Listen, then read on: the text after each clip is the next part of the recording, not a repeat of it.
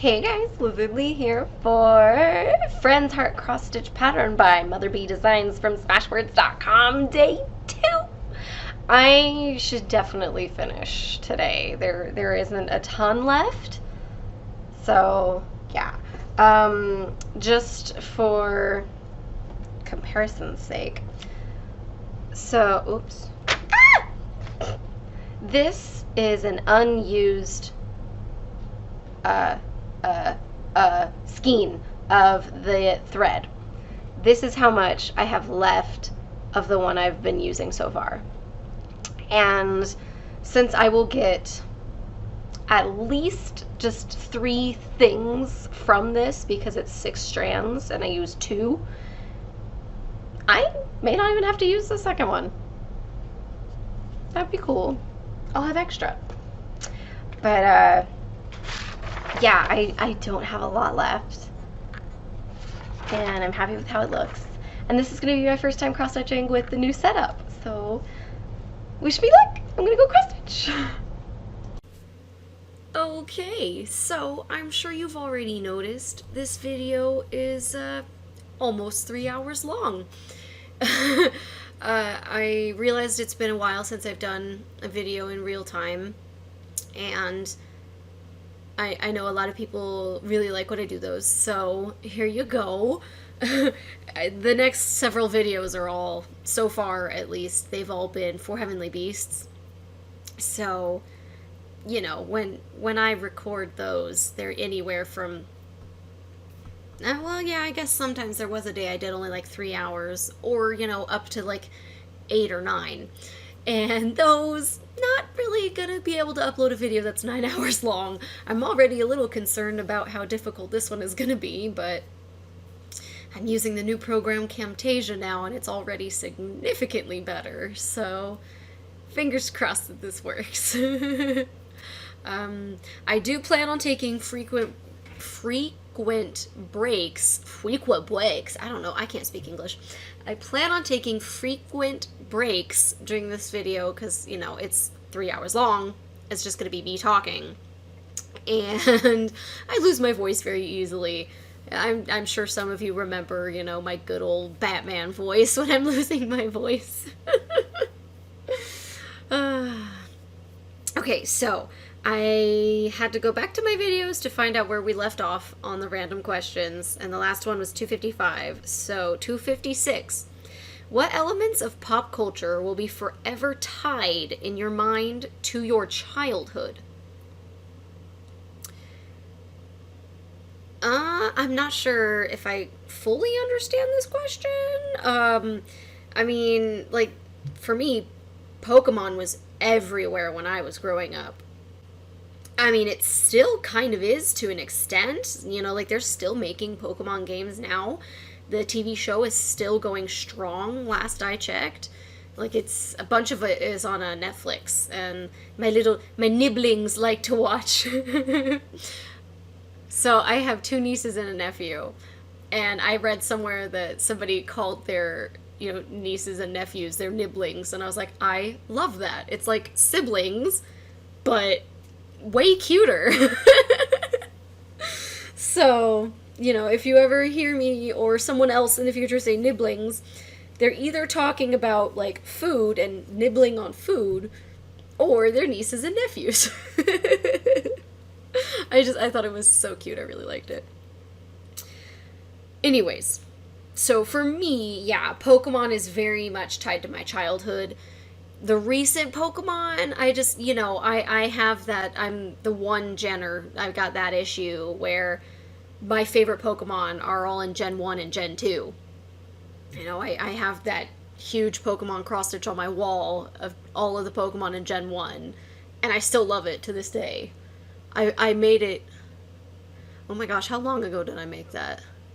More than 5 years ago. I don't know exactly when, I don't remember when I finished it, but, yeah, like, those ones I still love, but I never kept up with Pokemon after that. I still collect Pokemon cards, you know, if anybody ever is, like, throwing them out or whatever, I'll be like, oh, I'll take them, and I'll fit them in, but otherwise, yeah, I haven't played it yet. I am absolutely dying to. The new Pokemon Snap, oh my god. You guys, I played the original Pokemon Snap on the Nintendo 64 all the time. That game was so much fun, and it was one of the few games that I was definitively better than my older sister at. I know that's silly, but, you know, it was nice.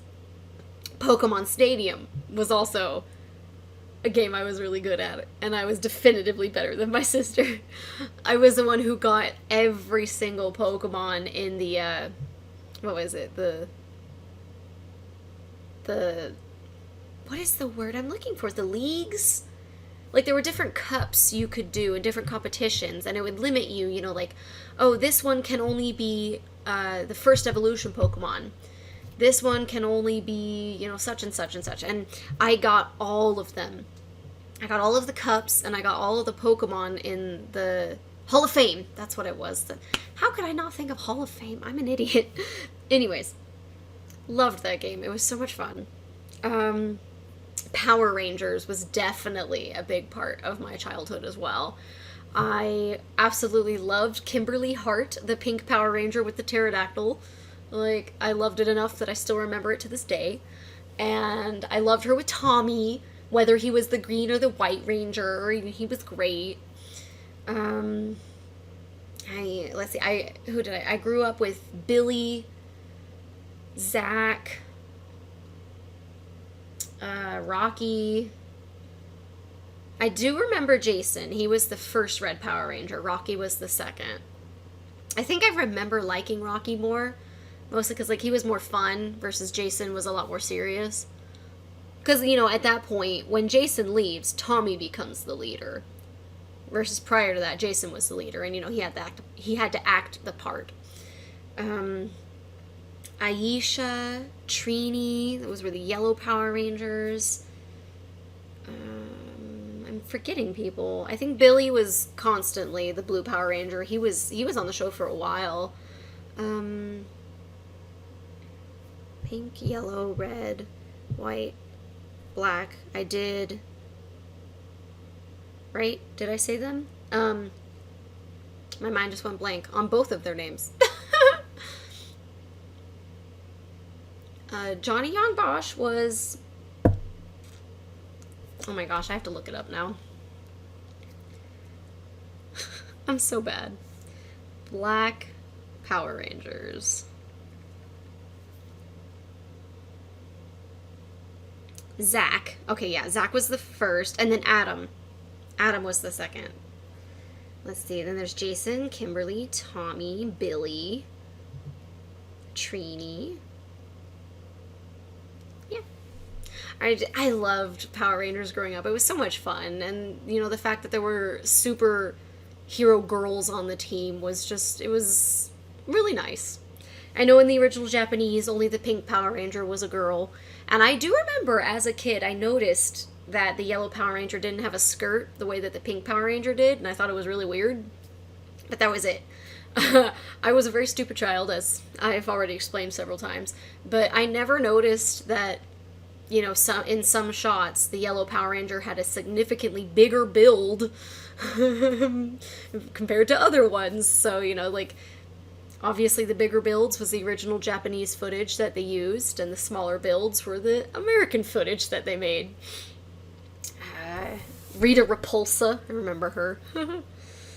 Nickelodeon, Cartoon Network, those are definitely always going to be part of my childhood.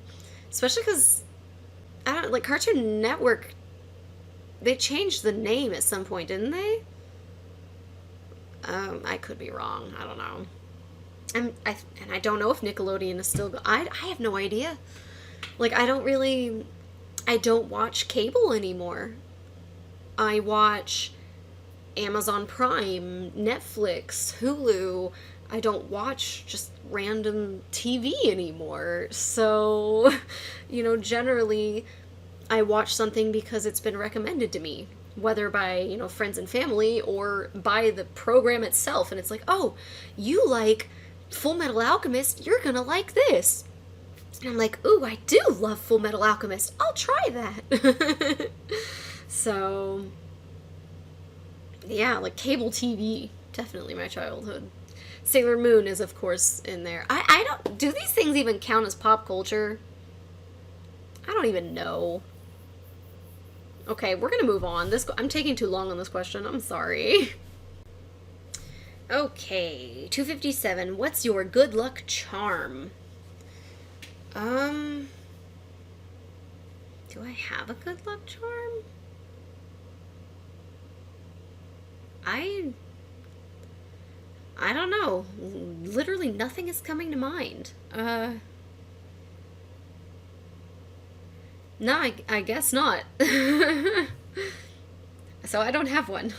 258. What's legal now, but probably won't be in 25 years? That's a good question. You know, honestly, I'm worried vaping is going to be on there. Or, well, no, because smoking is, and I feel like people, on average, think that vaping is less harmful than smoking, but I'm not sure. I don't know. We haven't had a lot of research on it just because it hasn't been around for very long. Okay, so what's legal now? But what probably won't be in 25 years? That is a really weird question. Because you have to, like, consider where the world is gonna go. Like, because if we go to, like, this wonderful utopia, I don't know what kind of, like, bad things right now are legal that wouldn't be in the future, because most bad things I can think of are illegal. And then if we go to this horrific hellscape, less things would be illegal, right? Like, if we're a lawless country, everything is legal. So I don't know. I'm not good at these kinds of questions. I'm not smart enough for this. Moving on. 259. Would you want the ability to hear the thoughts of people near you if you couldn't turn the ability off? No. I get distracted very easily. And I am the kind of person that I prefer giving someone my full attention whenever possible. So, you know, like David and I will be talking and we're playing our game. If it becomes serious, or, you know, like if he's just the one telling a story or something, I will usually pause my game and turn in my chair to face him where he's sitting, because I don't know, like I feel like I understand things better when I'm facing someone and looking at them and concentrating specifically on them. I don't know if that makes sense, but that's how I feel. And so if I could hear the thoughts of people near me, I don't think I'd be able to concentrate on anything. Like, I don't think I'd be able to. I mean, unless it's like, you know, like if it's a 5-foot radius, maybe that I could deal with, because then on average I'd only be hearing David's thoughts. Which would be really mean. Like, I'd have to tell him I can hear his thoughts so that he knows, like, yeah, I'm gonna learn all your nasty, dirty secrets. And so, you know, when I learn one that's embarrassing enough, I'll tell you one of my embarrassing, dirty little secrets. But, no. Even if it was, like, you know, like, I have to be, like, holding their hand or something, I don't want that. Mostly because I have to be honest, there are times when, you know, I will think, you know, mean things about other people that I don't know. Like, they're complete strangers, but, you know, like, I'll judge them based on what they're wearing or how they're holding themselves or the way they're speaking to their friends, or who, you know, who I assume is their friend or could be their enemy. I don't know. And I don't want them to be influenced by that. So, like, I wouldn't want the opposite to happen, you know? I wouldn't want to be walking with David at the mall and have someone think, like, wow, she's really short. How did she land such a hot, tall guy? She's a loser. What the heck? I would be, I would look so much better on his arm, or, whatever. Just like the random things that cross people's minds, even in just a split second. That the girl who thinks that may never think of David ever again. But I will remember that, and I'll be like, man, yeah, he is better looking than me. This isn't fair. And I don't want that on me. I don't want to feel that way. But I also don't want other people to feel that way. So I don't think anybody should have this kind of ability, because it's just, I think it is important that even if you have, mean thoughts sometimes, that you're able to keep your mouth shut, that you're able to not voice these thoughts. I think that's important. Yes, the first thing you think of is important. It's a reflection of who you are. But what you actually say is also important, and it's also a reflection of who you are. And you can start to, change yourself for the better. And I don't know if that makes any sense. I know that there have been times when I'll think something mean, and I reflect on it, immediately afterwards, and I'm like, wow, that was really mean. Why did I think that? I don't know her. That I flipped that guy off when he cut me off on the road, but what if he's like running to the emergency room because his wife is in labor or something? I don't know. And it's just a thought. I don't think people should be punished for that. And I feel like if you could hear someone's thoughts, it would influence you, and you could at least, hold that against them, and that would be punishing them for their thoughts. And I'm going off on a weird tangent again. We're gonna move on now. 260. When was the last time you stayed up through the entire night? I think it was when I was visiting my family in like England or Germany. And it was because I had a flight in the morning, and I wanted to sleep on the flight so that when I got back to Vegas, I wouldn't have any jet lag. So like I hard reset my sleeping schedule. That's what I always do when I have a really long flight. I haven't suffered from jet lag in I don't know how long. Like I remember I stayed up watching Sailor Moon's stars so that I could sleep on the plane. So when I got to Vegas, and I got to Vegas fairly early, I want to say. Like if I had gone to Vegas and gone to sleep, my whole sleeping schedule would have been super messed up. And I will sometimes get airsick. I've never thrown up, thankfully, but I will feel like I'm about to. And the only thing that helps is having that really cold air on me, specifically on my face. But if I didn't have that, I absolutely would have thrown up on several different flights, not gonna lie. But so being able to sleep on the flight gets rid of that. It's very nice to just not get air sickness. And then it's just, I don't know, I feel like my ears pop better if I've been asleep compared to when I've been awake. I don't know if it's because I'm trying to make my ears pop versus when I'm sleeping, I don't try. I don't know. Maybe it makes no sense, but that's that. And I also have to go to the bathroom less if I'm asleep, because I'm asleep. I'm not drinking water. I'm not eating. I'm not doing anything else. I'm just sleeping. So yeah, that would have been, gosh, 10 years ago? 11 years ago? 11 or 12? Would have been a while back, basically. Okay. 260. I am rereading the same question. 261.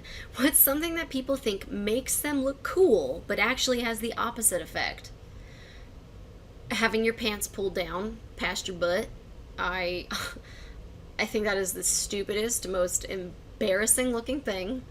I have, like, on the occasion that David takes his belt off and he walks around with his jeans and they start falling down like that, no joke, I have put my fingers in his belt loops and pulled his pants up for him. Like, I do not find that attractive. I don't want to see your underwear. Like, and honestly, jeans tend to make your butt look really good. Or at least that's my opinion. Maybe I'm crazy, but I'd say on average, people's butts look really good when they're wearing jeans properly compared to when they have them bunched up under their butt. I mean, every once in a while, I'll see a guy whose jeans, like, they start mid-thigh or even at the knees. And it's just, what? Why are you even wearing them? Just get leg warmers and wear your boxers out if that's what you think you should be doing. Oh, I'm sorry. I don't like that. I think I hate it so much. And I don't care who's doing it. It could be Ryan Gosling, and I would still hate it. Ugh. Makes them look cool, but actually has the opposite effect. I mean, making the duck face. I know that's not really a thing anymore, and I'm sure it's because people realized, oh, yeah, I just look like a duck. I look kind of silly. I'm sure I'm guilty of having made that face in pictures before, and I should be humiliated, so whatever. What else? Honestly, the pants thing is what always comes to my mind. I hate it. I hate it. We're gonna move on. 262. What's the oldest thing you own?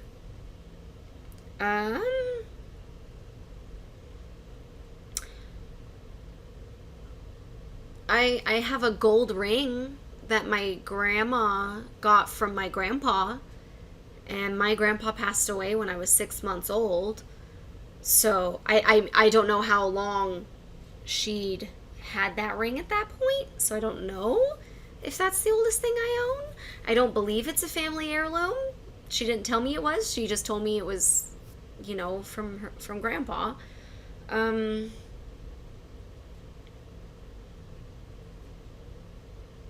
Yeah, I can't think of anything else that could potentially be older than that. I don't know. Most things I have, I am older than those things. And that ring is definitely older than me. So, I don't know. I guess that's it. I'm going with that one. 263. What has someone borrowed but never given back? Oh, money. It's happened, I know. I don't try and dwell on it. It's not worth it. Like, I don't want to lose a friendship because, I let them borrow $20. They said they'd pay me back and they never did. It's not worth it. I've forgotten about it. Blah. Is there anything that I'm, like, super bitter about that someone took?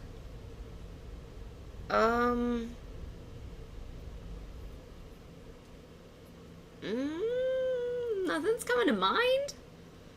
Honestly, I kind of hope it stays that way. I don't want to remember that someone took something from me and be sad about it. 264. Where is the best place you've been for taking walks? I mean, around here, it's just our backyard. We've got a nice wash over here, and it's nice. When it rains, it floods, and it looks really cool. And it's a really nice park. It's, people bring their dogs, and I love looking at the puppies. They're so cute. I love them all. I don't know. I guess it depends on what all qualifies as just taking a walk. Because you go to the zoo and you walk around, and you get to look at gorgeous animals, and, I love zoos. I love animals. So that's a nice place to take a walk.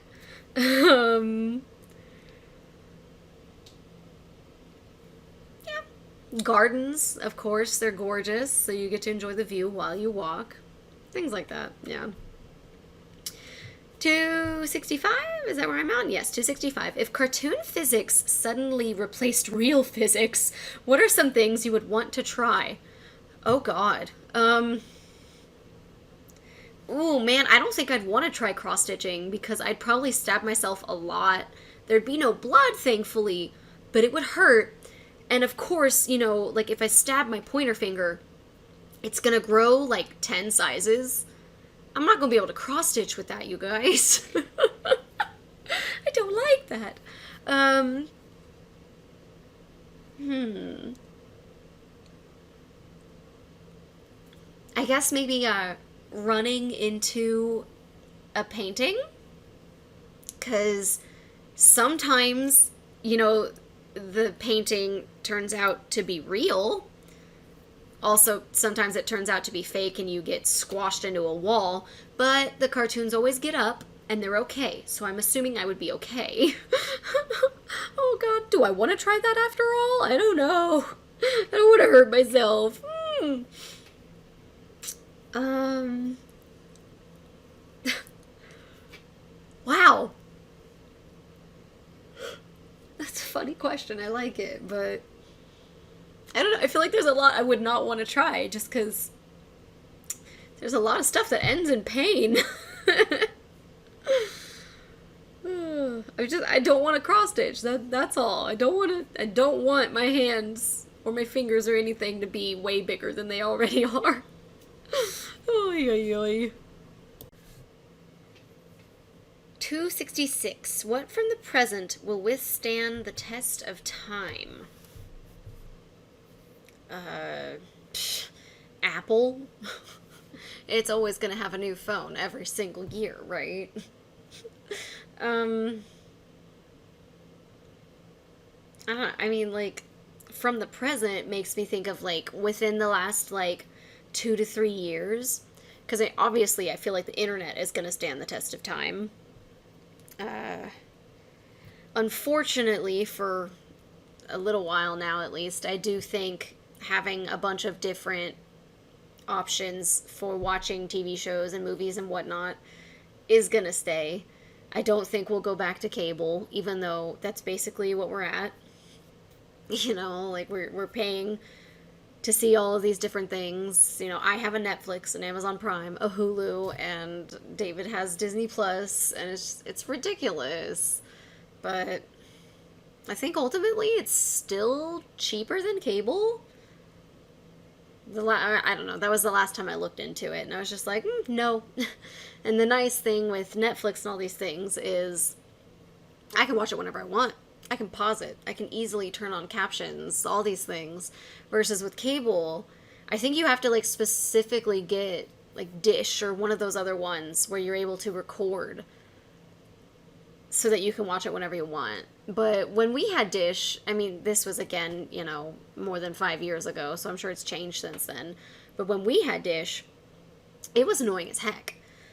Excuse me. And every once in a while, I would, I'd be watching something would come up, so I'd have to stop it. And if it's enough that I have to, like, leave the house, I'd turn everything off. I'd come back, and it wouldn't be in the same spot. And it was very frustrating. Like, I remember the first time I started watching DVDs, it was so confusing, and it was very frustrating. Versus, with the VHS, it was like, it was always where I left it. And I was the kind of person who I always rewound a tape when I finished.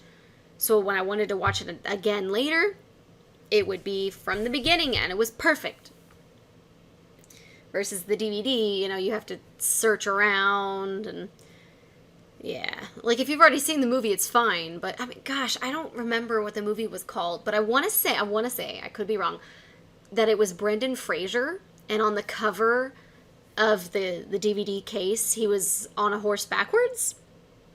I remember I was watching the movie, and my parents called me upstairs.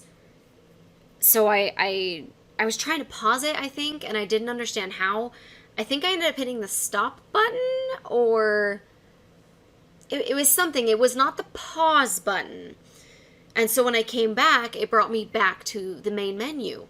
And I was so confused. I was like, what? But I was in the middle of the movie. And I spent a lot of time, like, trying to fast forward.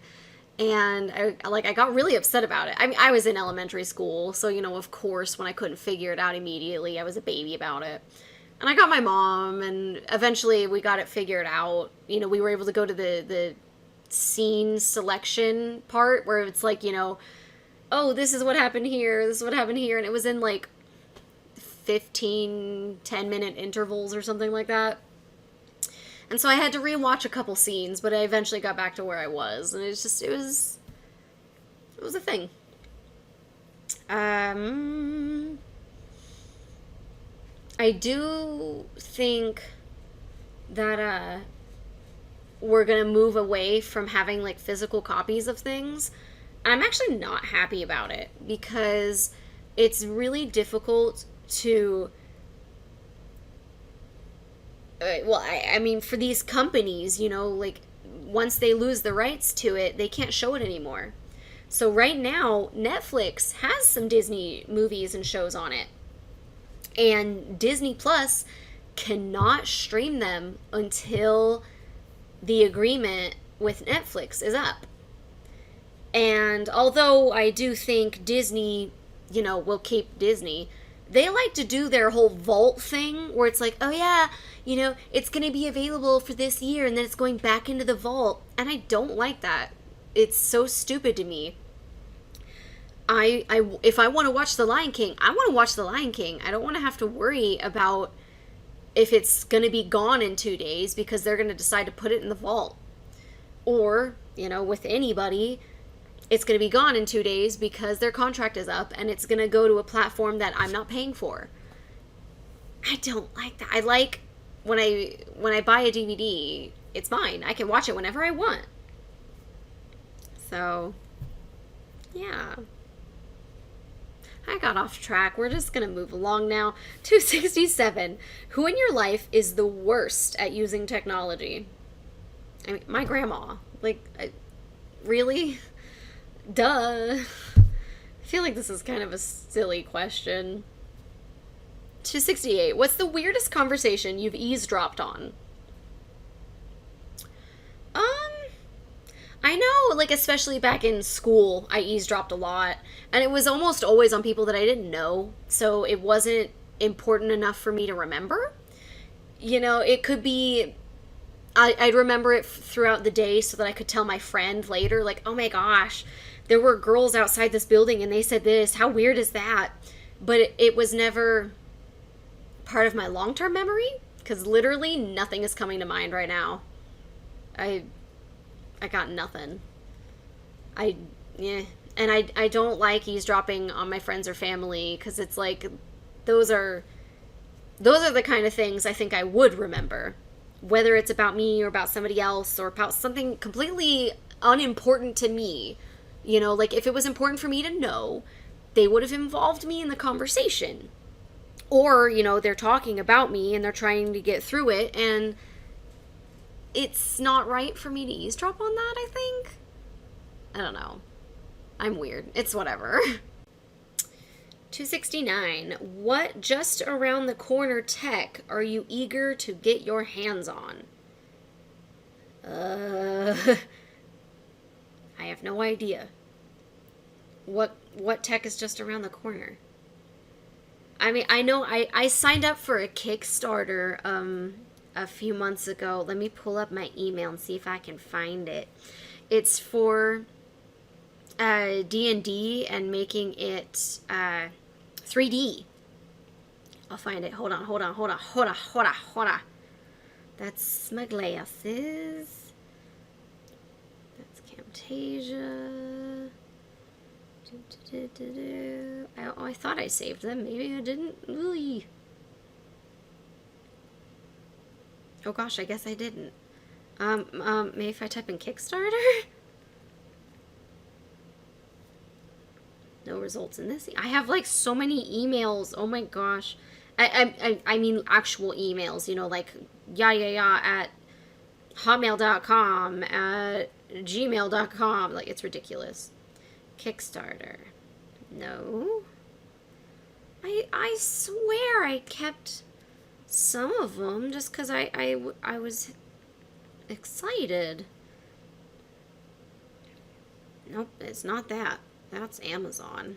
I didn't do it through Amazon. I did it through Kickstarter. Kickstarter, Frontier Skies. Wow, that was back in the Gaia Online days. Yeah, I can't find it. Dang it. I probably have it on my laptop, but no, basically it's just it's so you can, actually design your character to look like your character, and you'll be able to wander around and actually fight bad guys, and it's just like it looks super fun. Whether it comes to full fruition or not, it's whatever. I was like, this is the kind of project I want to give money to, because even if this one doesn't work out, it did make its Kickstarter goal, and that'll show other people, like, yes, these are the kind of the projects we want. If you do this, we will support it and we'll help you out. Oh, I found it. I'm on their Discord. Dungeon Full Dive. That's what it's called. The Kickstarter's over by now. I know it is. I got it like the day after the Kickstarter ended. So I did like the last minute thing, which they allow. I saw it on Reddit, and I was like, ooh, I like this. I want to support this. And yeah, I want to support creators. And now that, I actually make a little bit of money, I can do so. So I do. 270. What was the darkest movie you've ever seen? So, you guys already know, I really like the Saw movies. Like, gore and horror do not bother me. I enjoy those movies. They don't upset me. They don't give me nightmares. It's whatever. And I have seen some that are definitely not YouTube appropriate.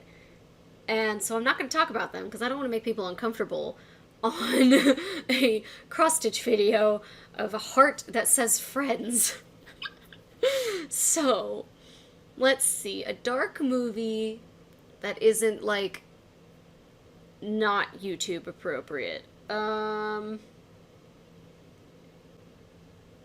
that is YouTube appropriate. I don't know how I said that. English is a difficult language. Dark movie. Like, I haven't seen it, but I know Grave of the Fireflies would absolutely break me. It's a Studio Ghibli movie, so you assume it's going to be beautiful and uplifting and warm and wonderful. No, it's about a little boy and a little girl getting away during World War II, I believe it is. And eventually the little girl, his younger sister, starves to death. And he continues on, and I think he ends up starving to death too. I can't watch it. Like, just knowing what happens to two little kids, and to know that, like, whether this is based on an actual real life siblings or not, things like this have happened. That's too much. And then Studio Ghibli always does such amazing work that, their characters feel real. You get attached. And I can't handle losing two little kids. No. So that is the darkest movie I've not seen, and I don't want to see, because I don't want to be a sobbing mess. 271. What do you do when you hear something fall in the middle of the night while you are in bed? Well, I used to get huffy and be like, Contessa! And then she'd come running back into bed and we'd go back to sleep.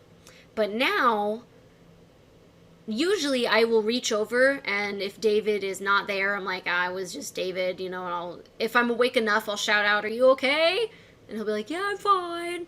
If he is there, I think there's only been one time when something happened in the middle of the night, and I don't think we were asleep. I think we were both awake and we were like watching a movie or something, but there was this loud crash and we were just like, what the heck? We turned it off, and we slowly started making our way out of the bedroom, just trying to figure out what the heck it was. And I think in the end it was something fell in the shower. It was a suction cup thing, and eventually they slide and fall off. But, oh man, we were both prepared to, call 911, kill somebody, I don't know. It was That was scary. But yeah, it was nice that both of us were prepared to start moving and, act rather than just sit back and hide. Granted, sitting back and hiding could be what helps you survive, so I don't know. But yeah, it was just something fell in the shower. So we both were terrified for nothing. 272. What outfit could you put together from clothes you own to get the most laughs? I still have my ugly Christmas sweater that I won the ugly Christmas sweater contest at my job almost 2 years ago. Actually, wow, I've been here almost 2 years. Wow. That didn't feel real until I just said it. That was weird. I don't know. But that got a lot of laughs. I do remember one of my coworkers was like really upset by it because she thought it was like too ugly.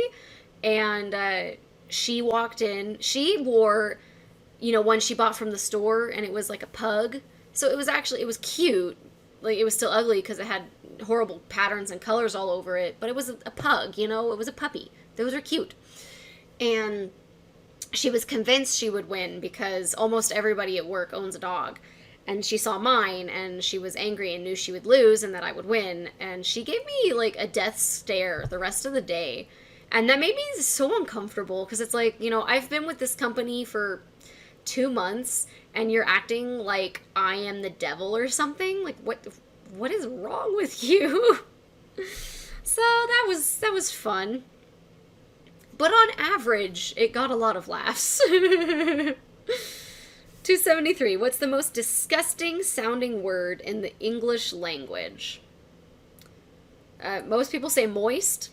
That doesn't bother me. I don't know why it bothers other people, actually. You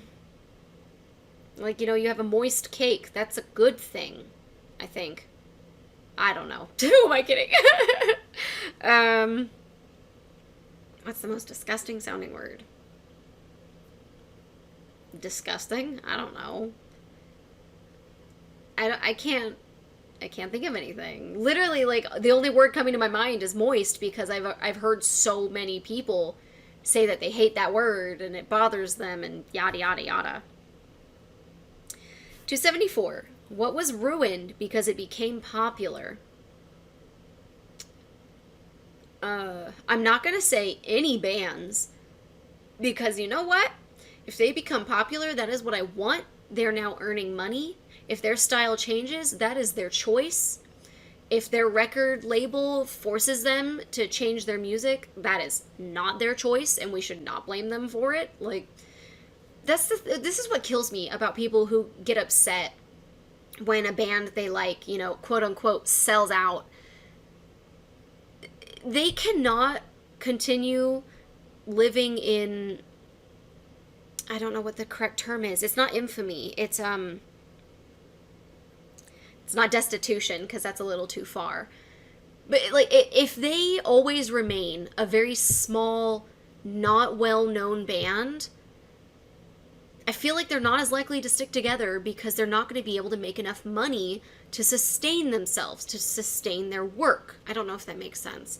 But I'm a fan of bands, and I'm happy for them if they make it big. I'm happy for them if they make enough money that they could take a year-long break. Like, I want you to be in a good place to give me more music later. And if I no longer like your style, that's fine. I will keep listening to your old CD. It doesn't hurt me to do that, It kills me that people get so upset about it. Because I feel like if you genuinely like them, you want them to do well. You want them to succeed. Why would you be upset at them for, taking someone up on their offer so that they can succeed and do well? It kills me. It kills me. So I'm not saying that. Is there anything that I genuinely think was ruined because it became popular? Oh man, yeah, maybe the profession in Japan of being a manga artist. I swear, every single time I learn about a new manga, I find out that the artist, is taking a really long hiatus because they're having wrist problems or back problems. It is freaking ridiculous. It's so unfair, the expectations we have on these people. They're basically killing themselves because Shonen Jump or whoever, wants their artwork right now. They want the story right now. It's ridiculous. It's absolutely ridiculous. Like, yes, okay, I want it too, but not at the expense of their health. I do not ever want someone to work themselves to death. Heck, Kishimoto, the guy who made Naruto, he didn't celebrate his honeymoon with his wife until like 10 years later after Naruto ended. How ridiculous is that? They worked him so hard, he had to get a new chapter out, like each month or each week or whatever. He had to work so hard that he couldn't celebrate for like a weekend with his wife. That's ridiculous. So I think that profession has been ruined because it's popular. It's just, it's unfair. It's so unfair. Ugh. Okay, I'm going to move on now. 275. What outdated slang do you use on a regular basis? Is whatever outdated? I don't think so. I say booyah every once in a while. I'll say butthead. Is that slang? I'm not good at this. I don't know. Yeah, I nothing's coming to mind. I'm not sure.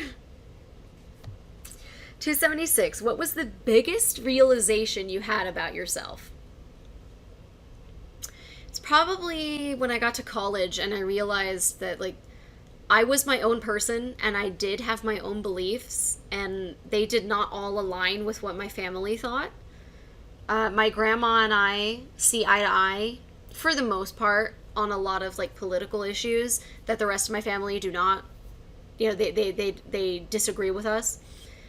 And like growing up I thought all these things, and then I hit college and I just realized, like, no, I don't feel that way, and I don't have to feel that way. I don't have to agree with my parents on everything.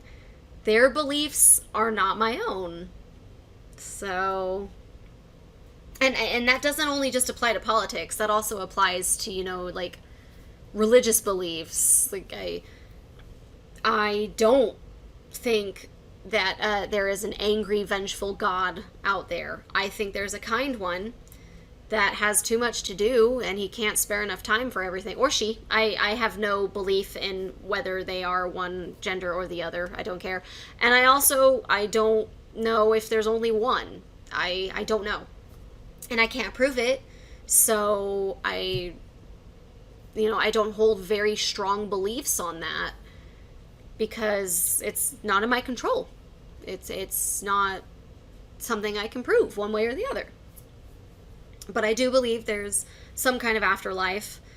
I hope everybody gets something good there. Like, even the bad people, especially because I'm getting way off track and I apologize, but I've watched a lot of videos and documentaries and things like that on, like, serial killers and whatnot. And I watch Bailey Sarian. I can't pronounce her name. I'm doing it off of memory. But I watch her on like Facebook and YouTube and whatnot. And she does makeup and murder. And it's really fun. She'll be doing this beautiful makeup on her face and talking about serial killers. And it's very, I think, telling that the majority of these people who do these horrible things were abused as children.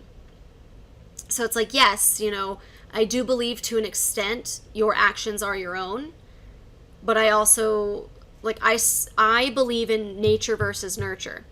I think there is a point where you are who you are just because that's who you are, and there's a point where you are who you are because of how you were treated growing up, because of how you lived, whether you had a good life or a bad life. And I don't think the blame lands solely on that person. Like, so many serial killers were abused by, their moms, for instance. I do think the mom has some blame for the actions of that child when they're older. Not all, and I do think the main percentage is on, obviously, the killer themselves. But the thing is, we can't prove that, like, if Ted Bundy had grown up in a better home, would he have still been the infamous Ted Bundy that we know today? We don't know. But I do think it's a factor. And I hope that, like, they get some kind of closure in that. Like, on one hand, I want to believe in a hell because I know how horrible people are. On the other hand, I don't, because how do you determine that? How do you determine that this person made the choice to become this horrible and do these horrible things? So many people have, like, schizophrenia, especially back in the day before we could diagnose these things and help with them, or, bipolar disorder. We have so much more knowledge about that now than we did, 20 years ago, 50 years ago. And we're able to help people now. And I don't think it's fair to blame these people that, they didn't have access to the medication and the help that we do now. I don't know. I'm sorry. I'm getting, like, really political. I'm not meaning to. I'm so sorry. Okay, I'm almost halfway. Yeah, I just took a break. Oh, yeah, I'm sorry I got really political. I wasn't trying to, like, be a butt. I do think we could all have a little more sympathy and empathy in ourselves, and I do think that would help the world, but I understand that some people don't, and I know there are times when I have no empathy or sympathy for someone. So, yeah, that's reality. I don't get a say in it. I'm not important enough, so we're gonna move on. 277. What's your best example of easy come, easy go? Oh my god, I literally just blanked on what that phrase means. Easy come, easy go. Like, when something is easy, it's easy, right? Oh god, okay, what does easy come, I can't spell, easy come, easy go mean? I feel so stupid. I've used the phrase before, I know I have. Okay. Used to indicate that a relationship or possession acquired without effort may be abandoned or lost casually and without regret. Okay. Said when something, especially money, is easily gotten and then soon spent or lost. I lost $500 in a card game last night, but that's life, easy come, easy go. Okay. So, like, I think an example would be the different people who've probably, I haven't done enough research about it, but it would not surprise me if people who've won the Powerball or, major things like that, when just, something you buy at the gas station, they get hundreds of, or millions of dollars, and then they turn around and they go right back to the life they led before they won that. When you come into a lot of money like that, it's really hard to continue thinking and acting the way you used to.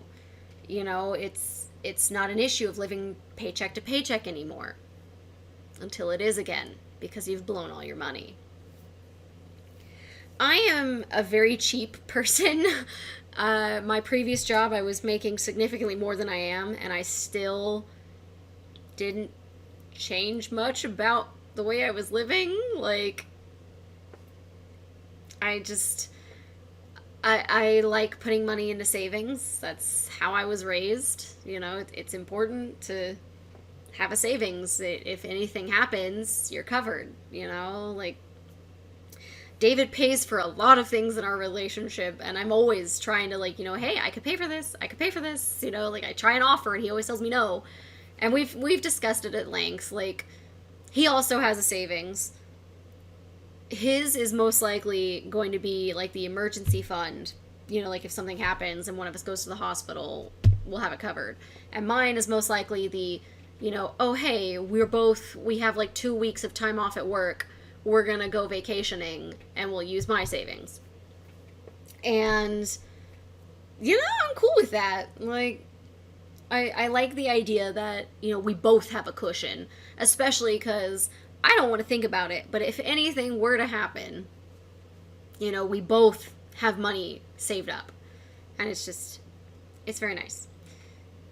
But anyways, no matter how much money I have in my savings account, that doesn't affect how much I spend otherwise. Like, I did spend a lot of money on this computer because I needed a better computer, just for me personally, and then also for my YouTube channel. Like, I love doing this, and so putting money into it is worth it to me because I enjoy it. Just like putting money into my cross stitching is worth it for me because I enjoy it. So, yeah. It hasn't changed me. I'm not a millionaire, you guys. Like, I wish. That would be awesome. But, I have a cushion, but I don't act like I do. I don't spend any more than I normally do. I have a percentage of every single one of my paychecks going to savings, and the only time I dip into my savings is, like, when I make a big purchase. So I didn't have enough in my checkings account to buy the laptop, so I had to pull some from my savings. And I was okay with that, because it was worth it, and I still had, a good chunk in my savings, and it was fine. But yeah, not everyone can do that.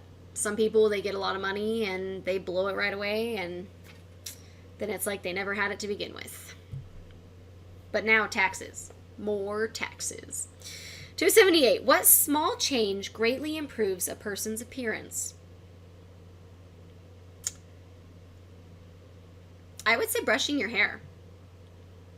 I think that really changes how someone looks.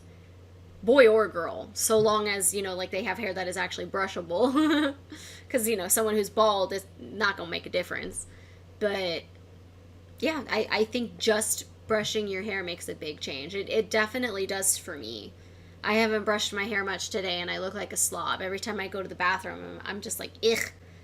But I don't want to put my hair down. It's in a ponytail right now, and it's whatever. I'm having a whatever day. I don't think makeup greatly improves a person's appearance. That's just me, and I don't hate on other people for wanting to wear makeup, especially women. To each their own. I don't care. It's none of my business. So long as you are happy with your appearance, that's what matters.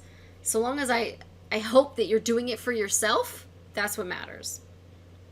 If you're with someone who, hates the way you look without makeup, dump them. They don't deserve you. They're not good enough for you. Just brush your hair. 279. What topic could you spend hours talking about? Well, if you're watching this and you've gotten to this far, you probably already know, because you've probably already heard me talk about things for hours. So, anime, manga, movies, TV shows. We can get into more specifics, but you probably already know. Cross-stitching, I could definitely talk about for hours. Video games. David and I have talked about Pathfinder Kingmaker and now Pathfinder Wrath of the Righteous so much. In fact, yesterday I got to Mythic level 4 in the game. And I literally, you guys, I spent like 40 minutes just going through each of them for my different characters and trying to decide what I wanted them to have, because it was ridiculous what was available. I don't know if any of you guys have played like a Dungeons and Dragons type game, but The one that I ended up choosing was I get advantage on all skill checks.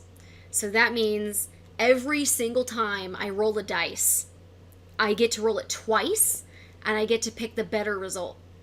So if I roll a dice and I roll a 1, which is a critical failure, you guys, and then I roll a second one and I roll a 20, I get to take that 20, which is a critical success. Or even if it's the opposite, if the first thing I roll is a 20 and the second thing I roll is a 1, I still get to take that 20 because I have advantage. I take the better result. And that also, the same thing that made, I think it was called All Skilled. It also allowed me to wield all weapons and wear all armor. Now, I will say there is a caveat to that. Caveat? I don't know how to pronounce that. I'm using words I don't know how they're, whatever. Because I'm a druid, I can only wear natural armor. So although the game is telling me I'm allowed to wear, chainmail +2, I cannot because it's made of metal, it's not natural. I can't wear it. Totally fine. I can still use every single weapon in the game. I don't have to take specific feats in order to yield to wait. Blah, blah, blah, blah, blah. I don't have to take specific feats to be able to use certain weapons or shields. I can just use them. It's awesome. Another option was to always have haste cast on myself in battle. Haste gives you another action or 2. It's ridiculous. One of my characters, every time he shoots a bow and arrow, he gets 3 shots. When we put haste on him, he gets 4. And he kills so many monsters just at the start of the fight. He just cleaves right through them. It's great. And I did consider that one for a while, but my character generally uses spells more than her fighting. And so that's where the skill checks is actually very helpful, because I have to make a skill check to see if I can overcome their spell resistance and all these things. It's it's so much fun, you guys. I can't even explain it. There were so many options. I'm blanking on the other ones. One of them was I think every time you make an attack, you get a random effect out of it, and it broke it down by percentages. So it was a 25% chance that the person you're fighting is now stunned, a 15% chance that they're now poisoned, a 10% chance that it was a critical hit, and a 5% chance that they're dead now. There was more than that, and the percentages were wrong.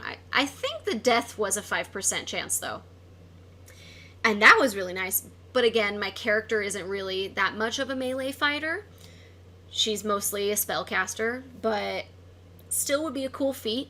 I wouldn't say no to that. And I think that one was actually conditional in the sense that I could either have that work against my enemy, or I could flip it, get rid of the all of those percentages, and instead have it help my allies.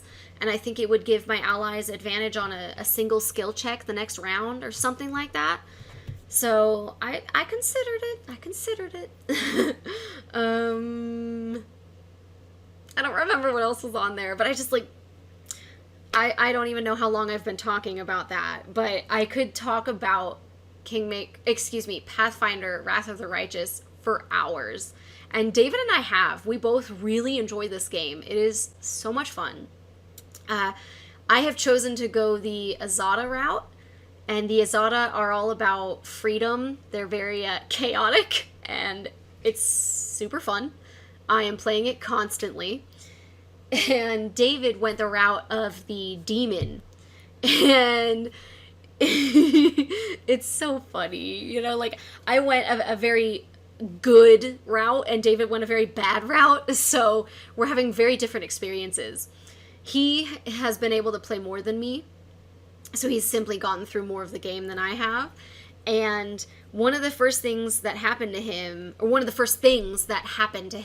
he went demon was that he had to make saving throws at some point against something else. He didn't know exactly what it was. But at one point he failed it, and he was teleported to a demon realm, basically. And, you know, it's because he's a demon. Demons, so long as you know their name, you can summon them. So he was making rolls to try and, you know, save from being summoned. When he failed, they were able to summon him. And it was like a literal hellscape, and there's like a brothel, and like, it's bad, and there are demons everywhere.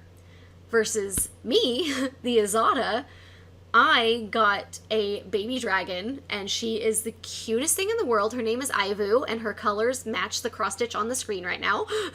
And she very early on told me that, you know, on her way to me from Elysium, which is like basically a heavenscape, that on her way to me, there were a bunch of people who were like, oh, you're going to see Lee, you know, you should send her our way. We're waiting for her. We want to talk to her. And so I was like, oh, really? And I went to go see them, and they were in this, like forested area. It was kind of barren. It was really sad.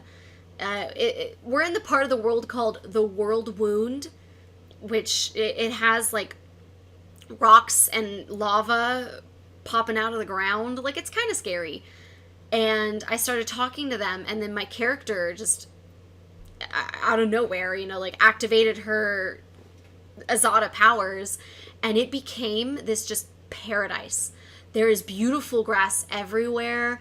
That the lava and the rocks spreading out of the ground are now a nice, just calm lake, and it's beautiful. And they were like, oh, come back and see us in 2 weeks. You know, we're going to try and like see what we can figure out about your powers and see if we can help you out. So I played around, 2 weeks passed, and I went back to see them. And turns out that if you bury regular items in the dirt, they come out as something else. And I've only been able to bury a couple things, and they came out as cheese, but they were more expensive than the weapons that I put in. So I was like, yeah! And I guess there are other things that if you put them in the dirt, they come out and they're like colorful mosaic pieces or something. I'm not clear on it because I haven't done it. But I inherently changed the dirt in this area so that when you bury things, they, you know, they become better. If they're plain. Apparently, if you bury something that's magical, nothing happens, which is fine. And then I went to talk specifically to the group of people that I had met way earlier in the game before I chose Azada. And they were like, hey, we think we can teleport you to Elysium. Do you want to go? And I was like, heck yeah, I want to go to Elysium. And I could be remembering wrong, but I want to say they said it's, you know, the place that you're thinking of. And I was actually teleported to a place where it was raining blood. So I was like, oh, that didn't work. I'm in a hellscape. I'm where David is. Okay, great. And it was a little shack. I went in the shack. I looted everything because that's what I do. I steal all of the things. And there was like a mirror or something on the table. I clicked it, and my character's all teleported. And I teleported to the demon that created the World Wound. She's called the Architect of the World Wound, I think. So she's an evil demon, okay? And this is her laboratory. And she did horrific experiments on things. And it's terrifying. So, not quite a hellscape, but it's not Elysium. I don't think, at least. So that's been fun. But yeah, like, we got completely different quests because of the different mythic paths we chose. And it's super exciting. I really love it. And I need to stop talking about it, or I am going to talk about it for hours, because because this video is long enough. Okay. Yeah, there are a lot of topics I could spend hours talking about, because I love talking. I don't necessarily love hearing my own voice. I don't know if that's an important distinction to make. I love talking to other people. Like, I will listen to other people talk. And, you know, just do, like, little comments here and there. And I still love that. Okay, we're gonna move on. I'm very self-centered. I'm so sorry. 280. What happens regularly that would horrify a person from 100 years ago? Oh yeah. I have no idea. Happens regularly. Well, maybe school shootings. I feel like that happens pretty regularly in the US at least. I know it horrifies me, but I feel like it would horrify people from 100 years ago even more because guns weren't as widespread 100 years ago, were they? I don't know. My history knowledge is not very strong, and yeah, like, when was World War II? 19... the 1920s? Oh god, I am really bad at years, you guys. And it's not because I didn't learn it, I'm just bad at it. I'm not good at remembering it and memorizing it. So World War II. Oh. Oh, it didn't. What the heck? 1939 to 1945. When exactly would be 100 years ago? 2021 minus 100. 1921. So it would be just before World War II. So, yeah, I think guns would be up there. It would horrify a person from 100 years ago. I don't know. That's all I can really think of. Because I don't know. I don't like this question. We're going to move on. 281. What do a lot of people hope will happen, but is just not going to happen? Us turning around global warming in a reasonable amount of time. It's just, there are too many people that just don't care enough. It's sad, but it's true. Like, until these people, until they're forced to deal with the after effects of their choices, they're not going to change. And it's not fair, but that's reality. But if we can fix it, I will be so happy. That would be amazing. 282. What's the weirdest thing that has happened to you while working at your job? At my current job or at any job? The weirdest thing. I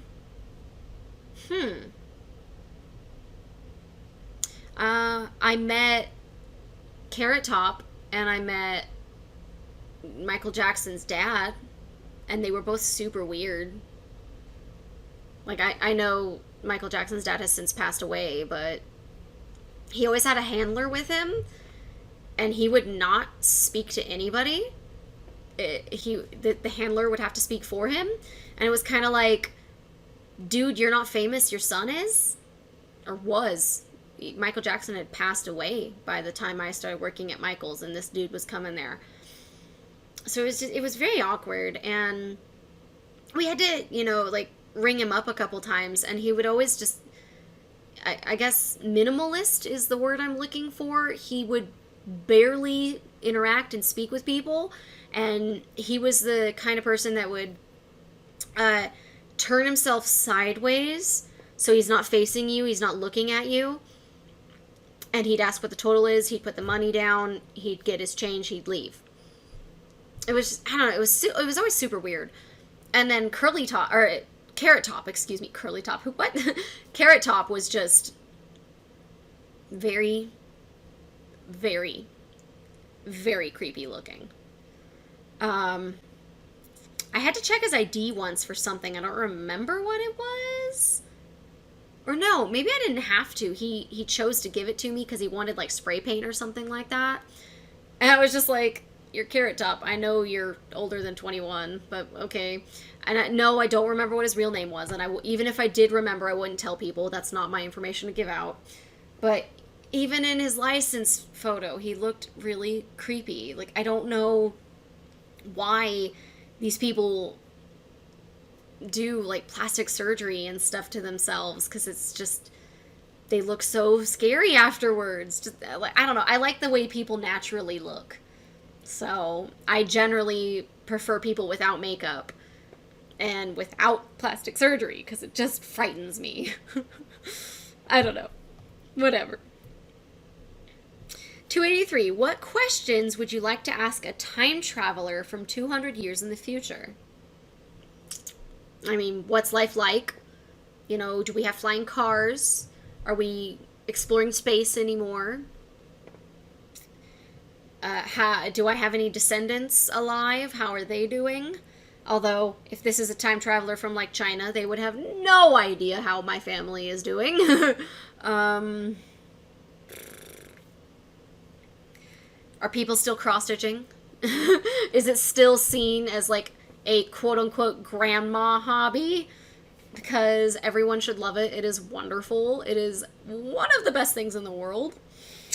Just saying. Have cats taken over the world yet? I'd have a lot of questions. It'd be fun. Oh, here we go, you guys. Is George R.R. Martin done with his book series? Because he has to live long enough to finish it, right? But if he has no plans of finishing it, he's just going to have to live forever. I haven't read any of the books that David has, and he really likes them, so I'm only teasing. Okay, 284. Which way should toilet paper hang? Over or under? Over. Always over. It's just always over. Ugh. 285. What's the most physically painful thing you've ever experienced? I mean, honestly, I'd have to go with just, like, my asthma attacks. It's... I want to say ultimately it's more of a mental challenge than a physical challenge. A physical pain, rather. It's more of a mental pain than a physical pain, because, as you might know, when you can't breathe, you start to pass out and you're not feeling any pain anymore. But you can still be aware that you're passing out because you can't breathe. And that is absolutely terrifying. But specifically, having an asthma attack, like, it feels like someone is laying on my chest and I can't breathe. My lungs cannot expand to get air into them, and I can't breathe. And it is very painful, and it's very scary. And 0 out of 10. Would not recommend. 286. What horror story do you have from a job you've had? Oh man, I had so many from Michaels and Ross. People that would come in and just steal stuff and be jerks about it. Just like, ugh, I don't even want to discuss it. I hate those people. I hate them so much. 287. What's the most rage-inducing game you've ever played? For other people, I'd say Monopoly. For me, I don't know.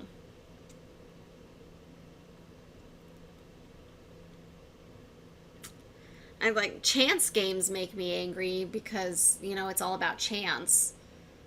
Which I don't feel is the same as Pathfinder, by the way, because you can put skill points in so that, you can never roll lower than a 6. Or, lower than a 30. Like, my perception is a plus 30. So anything where the check is lower than 30, I am guaranteed to get it. Whether I roll a 1 or a 20, I'm guaranteed. So I don't feel like that's quite as much about chance, especially because you can get all your companions, and depending on how you build them, you can have, a plus 30 in every one of the skill checks with a different person. And, it'll work out. But straight up just chance, like gambling, boring to me. Doesn't make me angry, it's just boring. It did say rage-inducing. Platformers where you have to be exactly precise, it's just frustrating. It's very frustrating. Oh, there's my timer. I'll be back. Oh man, I was gone so long. Did you guys miss me? Sorry, I'm stupid. Okay. Where was I? Job, rage-inducing. 288. What's the biggest overreaction you've ever seen? Oh man, I have seen so many overreactions by working in retail. There were people like, we we always called them crackheads because they looked like they were doing crack. Like they did not look healthy at all. And so this crackhead white lady would come in and want to return like $200 worth of art supplies, but she doesn't have her receipt. She paid with her credit card, but she doesn't have her credit card anymore. And, blah, blah, blah. And we're just like, yeah, we can't even do that much with store credit. Like, for certain items, especially over this amount, you have to have some form of proof of payment. Be that your receipt, your card that you paid on, or your rewards that, will show it in its history that you had that. We were so helpful. There's so much at Michael's Alone to help you recover your receipt or, be able to return something if you've lost your receipt. But, these people, they stole the items. Straight up. They stole them. And they're trying to get money back, but it's like, that's not how that works, sweetheart. You need to try and get a job and actually, try anything, but not this. So the way they would react, dude, it was so humiliating. Just like, watching them, because it's like, how are you not like wanting to crawl into a hole right now? Like, you're screaming at a 16, 17-year-old cashier who's nearly in tears because the manager told you no and it's not going to happen, and you think that that's going to change by yelling at a child? Like, what is wrong with you? And I just... It was always the people that would yell at my employees that made me angry. Because it's like, they're not making the policy. I'm the manager, and I'm not making the policy. But you can yell at me. You can yell at me all day long. Because I know I'm not going to lose my job because you're having a temper tantrum and acting like a brat. My cashiers didn't always know that. I had cashiers, especially the young people, like this was their first or second job, that they'd be like, I'm so sorry, like I just did, I told them what you said, and they started yelling at me, please don't fire me. And it's just like, what? No. No. I hated people like that. Oh, I hated them so much. Oh my gosh, it makes me so angry even just thinking back on it. Ugh.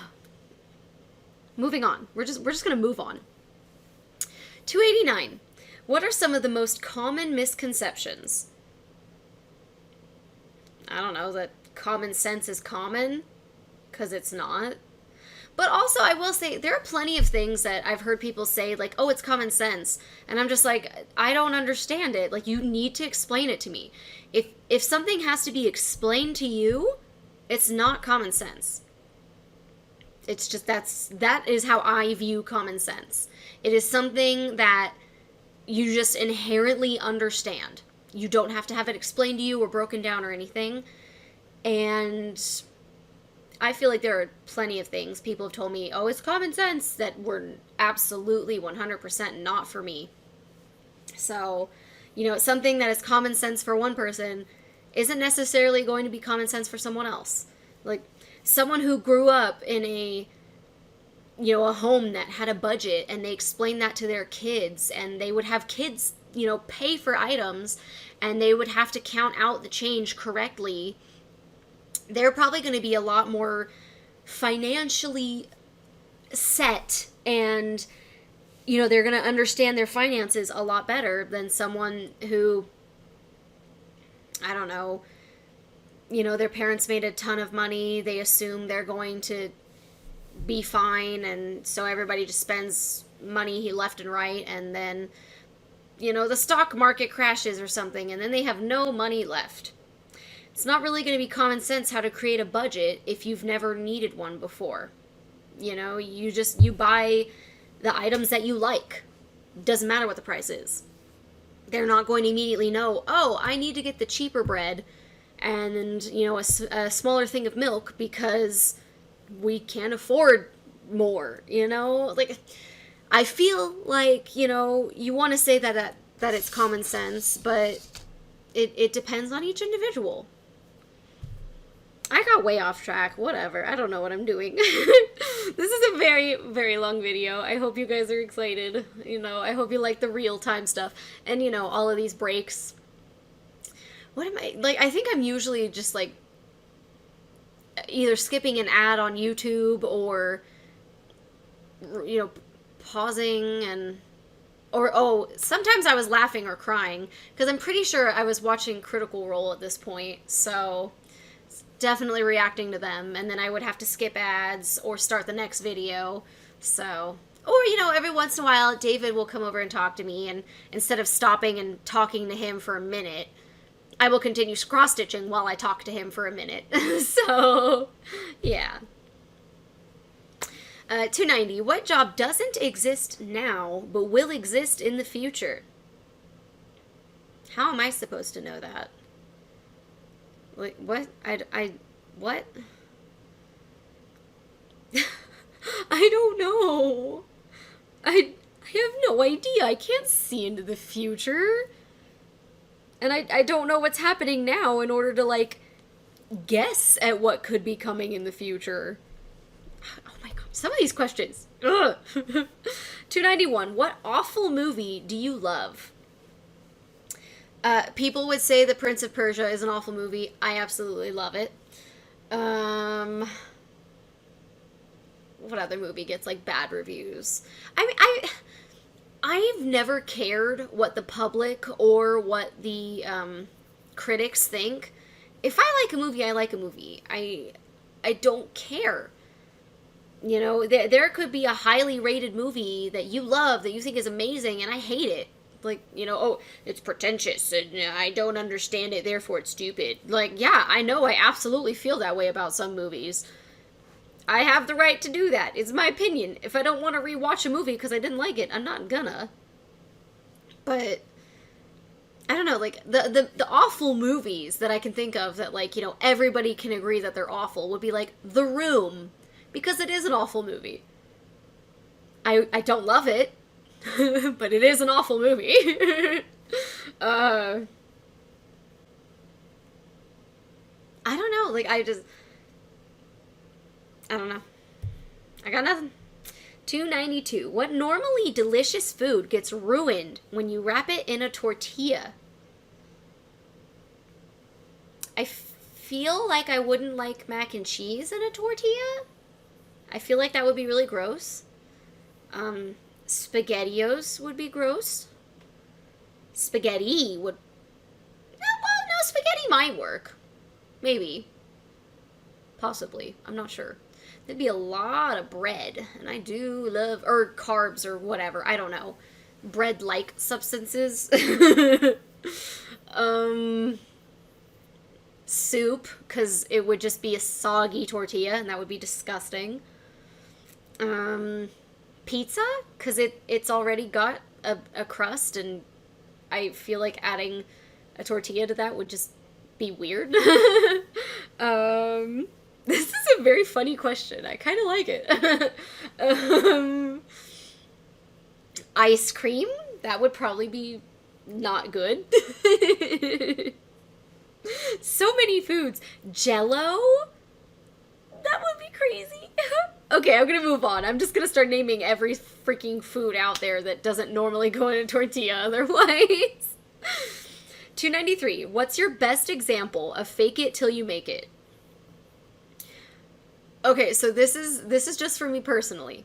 This is not going to work for everyone. So if it does not work for you, please do not keep trying to push yourself. Anyways, when I was really depressed and my asthma was really bad back in, like, 7th grade, We moved here to Vegas, actually, and it was halfway through the year, so I didn't know anybody in my classes, and I had just been put on steroids to help my asthma, so I was doing a little bit better there. But, still depressed, and we had just moved, so I didn't know anybody, and I was lonely, and I every day I would go to school, I'd come home, and I'd put a smile on my face, and I would just pretend that I was okay and that I was not depressed. And eventually, slowly, I did start to feel better, and I started to feel, not depressed anymore. I started feeling happy again. So I don't know if it's necessarily that I was putting on the facade of being happy that made me happy, or if it was just that, I was healthy and I was finally beginning to make friends and, getting to know people and hanging out. I'm not sure, but I'm sure if I had acted the way that I wanted to, which was just to, go and eat in the bathroom or something, or not talk to anybody and stay silent in class, I'm sure I would have stayed depressed, because I am a very sociable creature. If I am around people, I want to be talking and hanging out with them. And it hurts me to just be hanging off on my own. I'm sure most people feel that way. If I'm home alone, when David's at work, it doesn't bother me to just sit around and, do narration or play a video game. But if he's home, I do prefer it when we're, in the same room, whether we're talking or not. Just having him there makes a difference, it feels like to me. But yeah, I ate alone at lunch for a long time when we first moved, because I didn't know anybody, and I think there were a couple girls who had asked me if I wanted to eat lunch with them, and then it turned out they had a different lunch period than me, so I couldn't eat with them. And one day, I don't know exactly how it happened, but eventually I did get a lunch friend group where we would all sit together during lunch. I didn't have any classes with any of them. I couldn't tell you if they were in the same grade as me or not. But that I eventually started hanging out and talking with them, and I had people to eat lunch with. I wasn't eating alone anymore. I am happy to say I never ate outside of the cafeteria. I didn't eat in the bathroom. I always ate in the lunchroom. But yeah, looking back, I remember the days when I ate alone, and it was just, it sucked. You'd see all these other people hanging out and having fun, and I am a sociable creature, but I am also very shy. It is not easy for me to approach other people and try and start a conversation. And I'm also very awkward. And that rubs some people the wrong way, where they'll just, they'll be like, what's wrong with you? And you're just like, okay, I'm gonna leave and pretend I don't exist anymore. And, I'm getting a little emotional. I'm sorry. Yeah, it just, basically, I got through it. And I am happy now. I'm significantly happier now than I ever was in the past. So it's nice. But, if you ever see somebody sitting alone, don't be afraid to even just sit near them. Maybe just, hey, how are you? Have a good day. Having somebody smile at me and say good morning can make my whole day feel significantly better, no matter what's going on. I've always liked that. Oh, I will say, though, I don't know if it's better or worse now that we have phones. When I was in school, we all had, really crappy Nokia and cell phones and just crappy flip phones. So it's not like I could sit there and, play a video game. I didn't even have, Snake on that flip phone. I had nothing. It was literally to make phone calls to my parents, hey, school's out and you're not out here. Where are you? Oh, you're in traffic? Okay, I'll wait over here. Or, for emergency use. And that was it. So I would literally sit there and eat my food and then just wait for the bell to go to class. I know a couple times I brought a book, but really loud cafeterias, it's very hard for me to read and concentrate. So that was not good for me. It could be good for other people, though. Yeah. Okay, 294. What were you completely certain of until you found out you were wrong?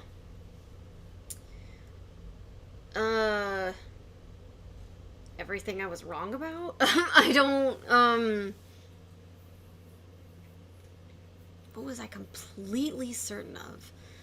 The issue with me is, there are very few things that I believe are 100% definitive, this is the correct answer. Other than, math. But completely certain of? I don't know. Because I feel like political beliefs, you can't be 100% certain about something because, it's a belief. That's how you feel. That isn't, 1 + 1 = 2. That's, can't make me feel good, I'm happy now. It's not the same in my opinion. Yeah, I don't know. I mean, I've been wrong about plenty of things, but on average, I didn't, go into that thinking, yes, I am 100% correct in this, and I know I'm right. 295. What's something commonly done that gets progressively weirder the more you think about it? Huh? Something commonly done that gets progressively weirder the more you think about it. Acting? Because you're trying to be someone else? I have no idea. I don't know. 296. What's the cutest thing you can imagine? Something so cute it's almost painful.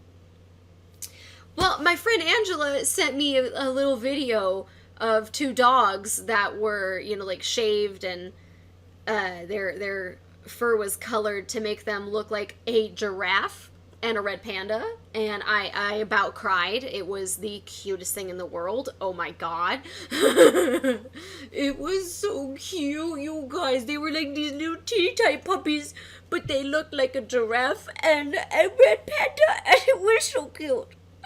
Oh. Yeah, pretty much any animal, especially if it's small, cutest thing ever. I love it. I love it so much. David showed me a video of a bunny a few weeks back, actually. And, he was jumping around, essentially the obstacle courses that you see dogs, running around in and jumping over and whatnot. And he jumped over these, 3 bars. And then they put it in slow motion. And you could see his little tail wiggling around. You guys, I lost it. That was so cute. I died. It was the most adorable thing ever.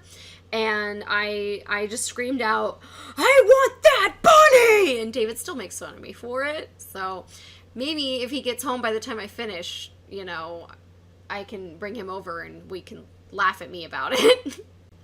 I might have put the emphasis on the wrong word. What I said was, it was specifically, I want that bunny. The emphasis was on that particular bunny, not just on bunny. I don't know if that made sense, but I don't know. We'll see.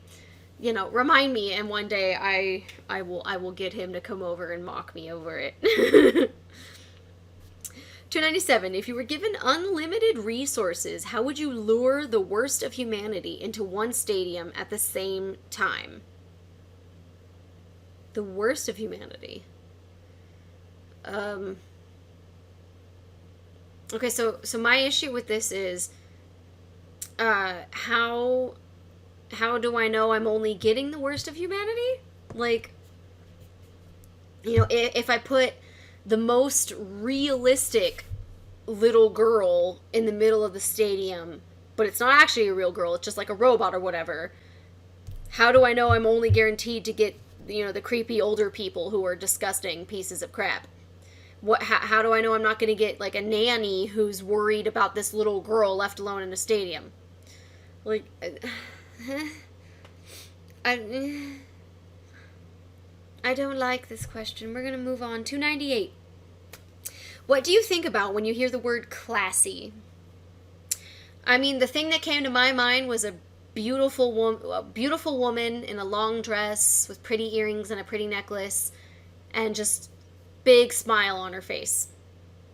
I don't know if that actually matches, but that's what I think of. Like, generally with classy, I do think of someone who is kind, someone who's benevolent. They're not going to be someone who is rude or unkind. So I think that big smile on her face is important in my mind. Obviously, it doesn't have to be, but yeah, that's what I think of. It's someone who handles everything in their life with humility. I think it's classy. 299. What near future predictions do you have? That the U.S. is going to continue to have issues with COVID because we just don't want to wear our masks because, and anti-vaxxers being freaking idiots. Okay, seriously, like, if you're an anti-vaxxer, just leave my channel. I want nothing to do with you and your kind. I support fully someone who is immunocompromised or anything like that not getting a vaccine, because I don't want them to die by getting the vaccine. The whole purpose of herd immunity is so that people who are immunocompromised don't have to get the vaccine, and then they're still held safe from the disease. But because so many people are just like, oh no, it has mercury in it, or whatever these people are saying, like, oh my god, I don't even like to listen to them because it makes me so angry, because no. Like, ugh. I really hate anti-vaxxers, man. Like, flat earthers, y'all can stay, that's fine. I mean, I disagree. I don't think the earth is flat, but your belief that the earth is flat is not hurting me. But people's belief that, it's okay if the Black Plague were to come back, or measles, or polio, because, I don't believe that these things are actually good for you and keeping you alive. I think they're killing us. No. You are actively hurting everyone. Actively. It's ridiculous. Absolutely ridiculous. Ugh. Okay. Again, I'm getting very frustrated today. I'm sorry. 300. What do you need help with most often? Picking up something heavy or opening something. That's what my tall man is here for. Seriously, every once in a while, like, my wrist will hurt a little bit, whether it's from cross-stitching or video gaming, or, my mom has carpal tunnel and arthritis, or she has carpal tunnel in her wrist and arthritis in her knee, so obviously, like, I'm probably more inclined to get things like that. Every once in a while, I'll have, like, just like a soda can, and I'll be having issues trying to open it, and I'll just be like, David, can you open this for me? Or, like a water bottle, just one that you twist on and off. Sometimes I just cannot get a good grip on it, and, like, I'll be trying, and I'll pull my hand away, and you can see every single indent from the cap on my palm. And that's when I'm just like, yeah, I'm just gonna ask David. And, like, he just comes right off. Like, I need help with these things because I don't like hurting myself, and I like having my handsome man around who can help me with the things. What else do I need help with the most often? My car. I don't know squat about cars. I no. Like, I understand how to change a tire, but if I ever have to do it myself, You know, absolutely, 100%. I will have that manual with me right in front of me the entire time. Like, I do not believe that I would be able to just do it based off of helping other people and watching them do it. I don't think so. I don't have that kind of confidence. Anyways, moving on. 301. What piece of, it's in quotations, art would you create if you had to pretend to be an artist and submit something to a gallery? I have to pretend. Okay, so it can't be something I already do because I'm pretending to be an artist, right? This is such a weird question. And it's very awkward because I'm on, like, I have a art channel, I guess. Like, this is cross-stitching. I would consider that art. I guess maybe, like, if I had to create my own cross-stitch pattern, bruh, I would not be good at that. I don't know. Like, I don't work in pixelated work. All of the art that I've done prior to or like aside from cross stitching with, you know, like a pencil or a pen or my digital art wasn't pixelated. It was smooth. There were curves. It wasn't just X's. So I don't know, it's not natural for me to try and create a pattern using squares.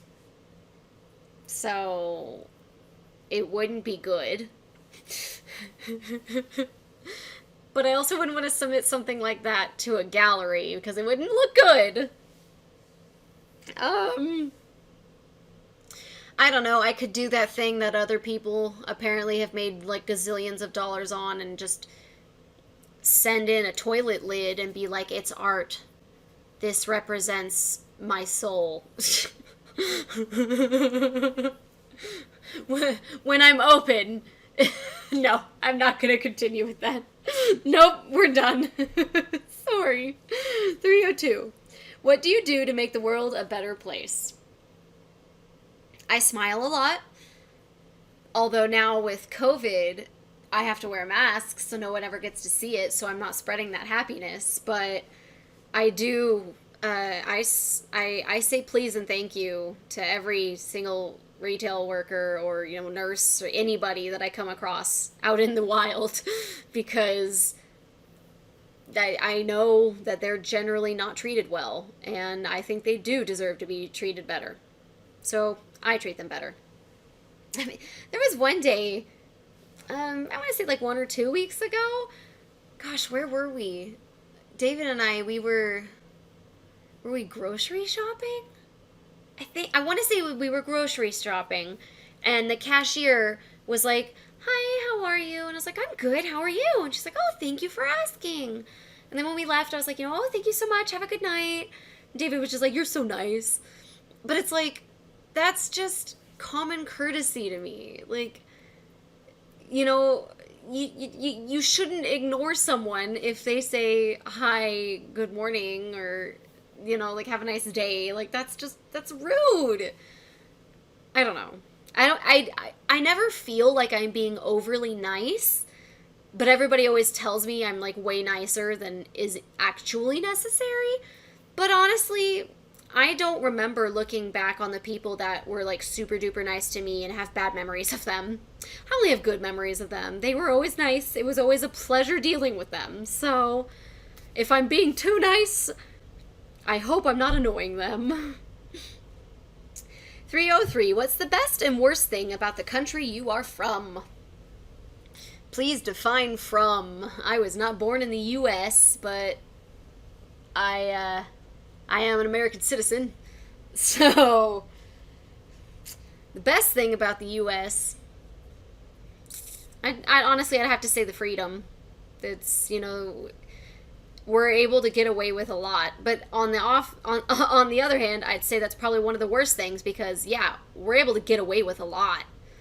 Like, you know, you can say and do things that are just absolutely demeaning to someone and nope, totally fine. You can keep acting like that. It doesn't matter. You can go into this shop when there's a mask mandate without a mask and you can fight. You can fight. Yep. You can argue that it's your right to not wear a mask. even though we have a no shirt, no shoes, no service. Like, oh, yes, it's okay for you to tell me I have to have on a shirt and I have to have on shoes, but you can't tell me I have to cover up my mouth. What's the difference? I mean, your mouth can say things that are way more offensive than what your boobs can say. I'm just saying. And then, if we're going to go with the country I was born in, the best thing about Germany is the pretzels. And the worst thing is, of course, the Holocaust. Woo. 304. If you were in charge If you were in charge renaming things so that their names would be more accurate, what names would you come up with? You guys, I feel like we've done this before where it was talking about like what animals have crazy names that, you know, compare them to a different animal. Like you have a dragonfly. It is not a dragon, but it's also not a fly. It's a big bug. I don't think I said dragonfly before, but that was the first thing that popped in my mind now. But I would absolutely keep the name dragonfly because I love dragons and I love dragonflies. So it works out great. I don't know. I'm not smart enough to come up with how to name things. I don't know.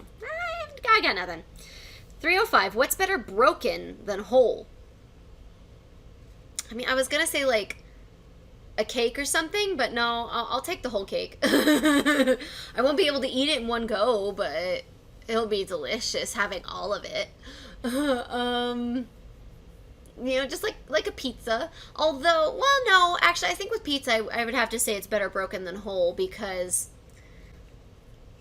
eventually every pizza reaches a point, excuse me, where it goes stale and it's just not good, no matter how you heat it up and whatnot.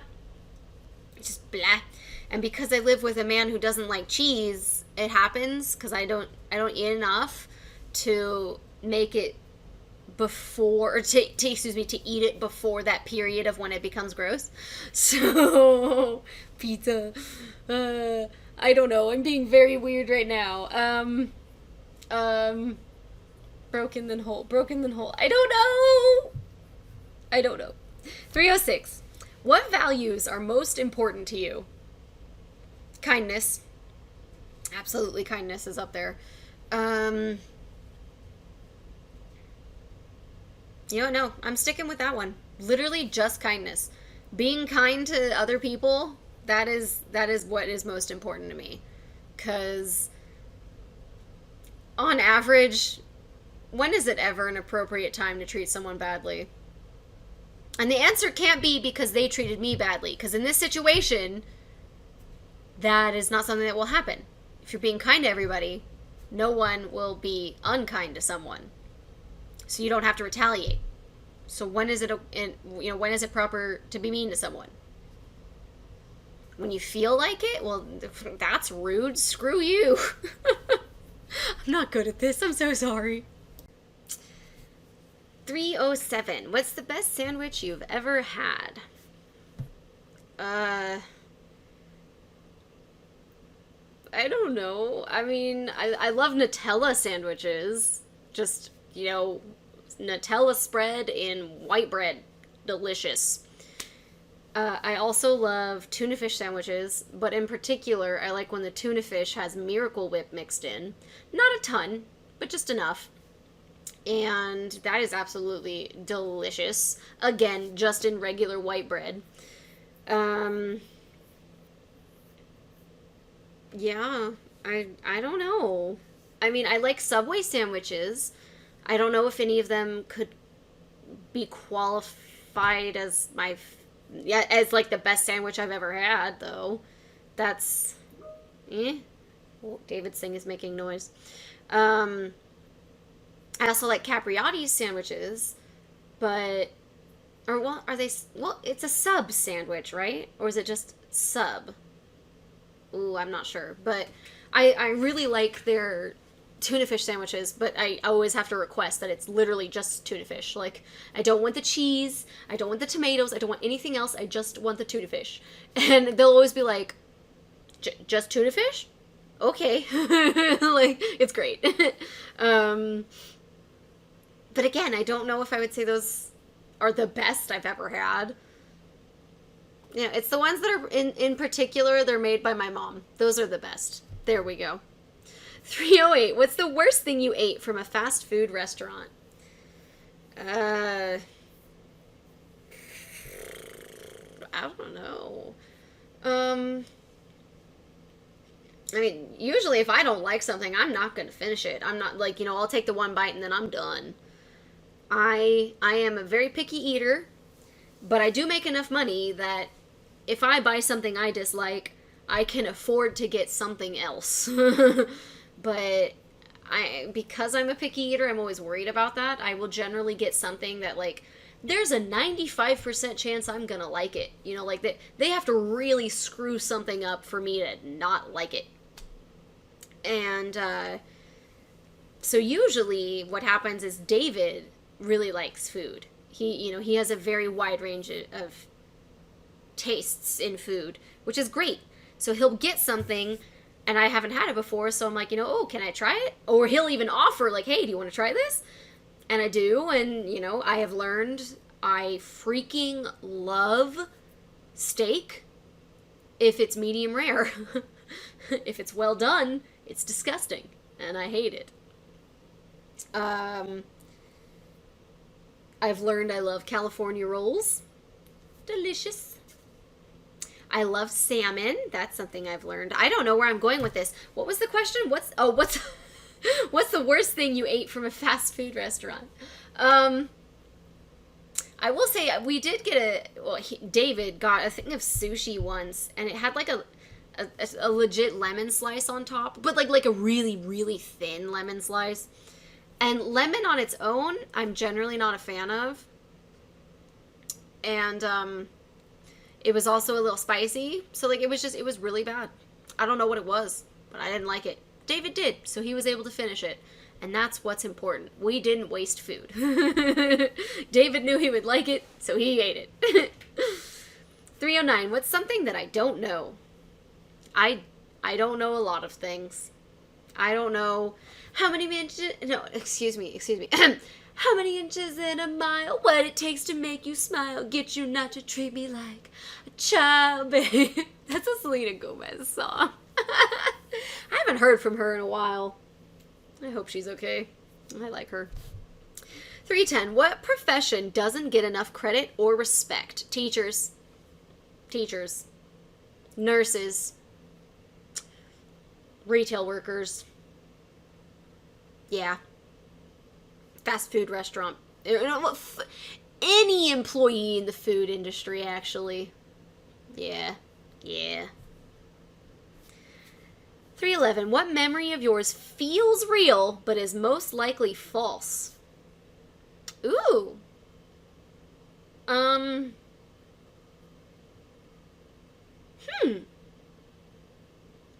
mean, honestly, I will say, I think I've read articles or something about how, as time goes by, your memories, generally, they just start to fade. And you will create memories if you're told a story enough, especially when you're young. You'll start to see how they explain the story, and that's, you'll think it's your memory of it, but it's actually just your imagination creating a memory off of it. One thing that I have that is the opposite of this is I distinctly have the memory of looking on the wall in Germany when I was in elementary school, seeing my name in crayon on the wall, and I remember blaming my brother, and I remember blaming the cat.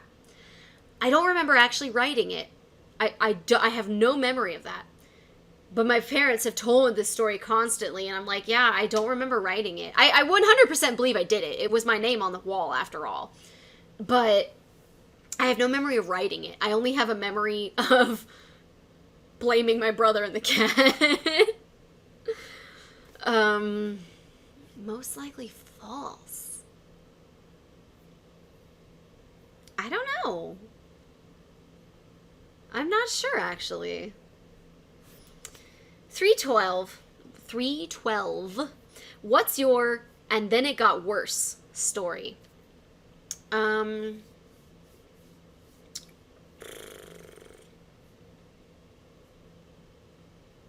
don't know.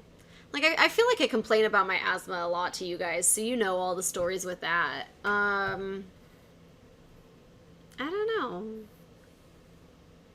And then it got worse. Generally, most of my stories, you know, eventually end with, "and then it got better." So, I don't know. Nothing's really coming to mind. Whatever. We can be positive here. That's fine. Oh my gosh. We are 2 hours into this video.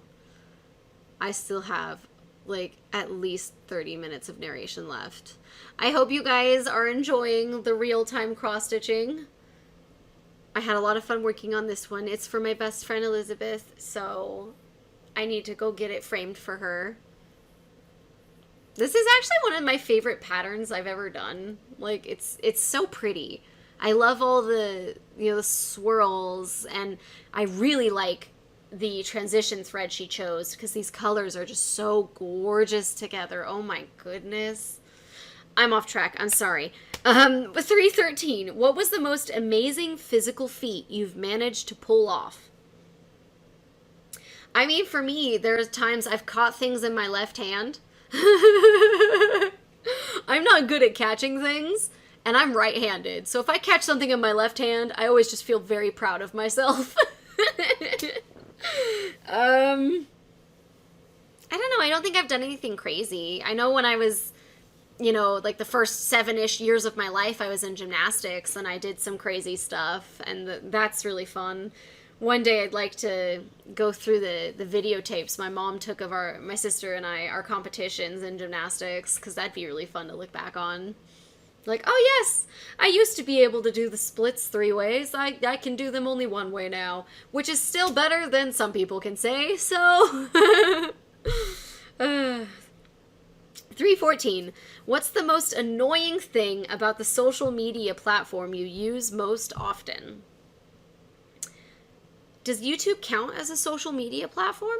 Because I do use YouTube more than anything else. I like to watch Critical Role and a couple other people on YouTube. And the most annoying thing is the ads in the middle of the video. I have no problem with ads at the start and ads at the end.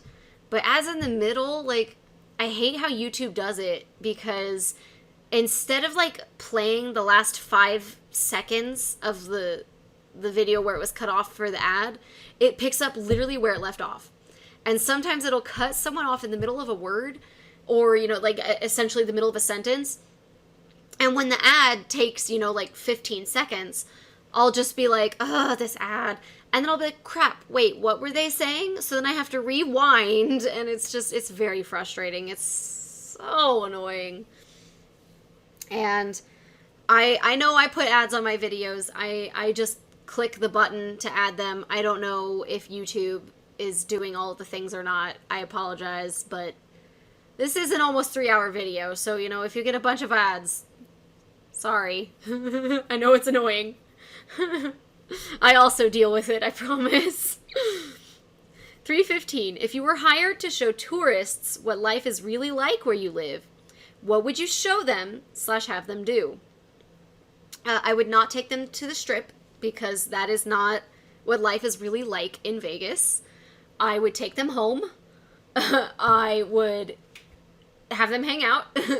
I would take them on a walk so they can see exactly how hot it is outside, and then take them back inside, because no one wants to deal with that. And then I'm going to drive them around and have them pick a place to eat, because there's food everywhere at all hours. And then if they decide they want to eat at 2 a.m., I'm going to be like, take yourself, I'm still sleeping, but everything is probably open that you want. Well, actually, I guess COVID's kind of changed that. A lot of places have better hours now, which ultimately makes me happier for the employees. Like, Oh my gosh, they might be able to have a real sleeping schedule now. Like a regular one. What a concept. Okay, 316. What would be the most unsettling thing to keep occasionally finding around your house? Anything that belongs to an animal, because we don't have any pets. That would be very unsettling.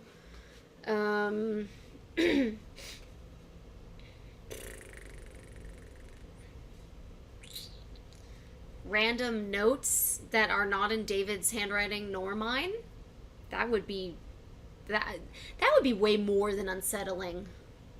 I don't like this. We're just gonna move on. 317. What nicknames do you have for people in your life?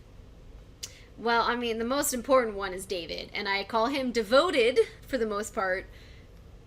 I don't remember if I've told you guys the story behind that or not. I apologize if I already have. You can skip ahead by 5-10 minutes. I don't know how long this will take me. He intentionally says words wrong, and he will, in his words, put emphasis on the wrong syllable. So it's very hard to understand what he's saying for me sometimes, because I'm also, I have very bad hearing. I mishear things all the time. And he says things wrong. So then I'm like, I definitely heard him wrong, but maybe I heard him right and he just said it wrong. And it's very confusing. He's a butthead, basically. And so one day, instead of calling me Liz, he called me Laws. And it's Loz. But me being me, I hear LAWS. Like, I make the laws around here. And so I started thinking of okay, what can I do with his name to create a real word out of it? Because it sounds like with mine, he has the first letter and the last letter. And he just changed around everything in the middle.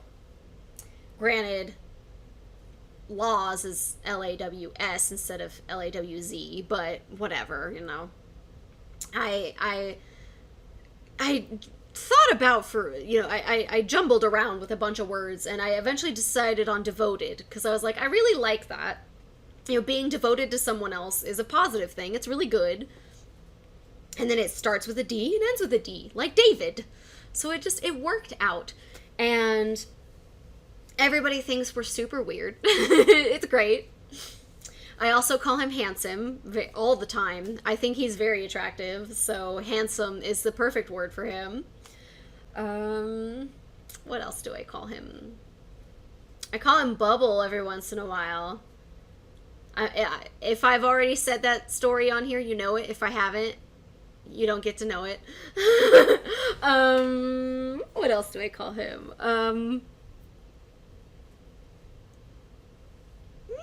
I think those are the main ones. I can't think of any other ones.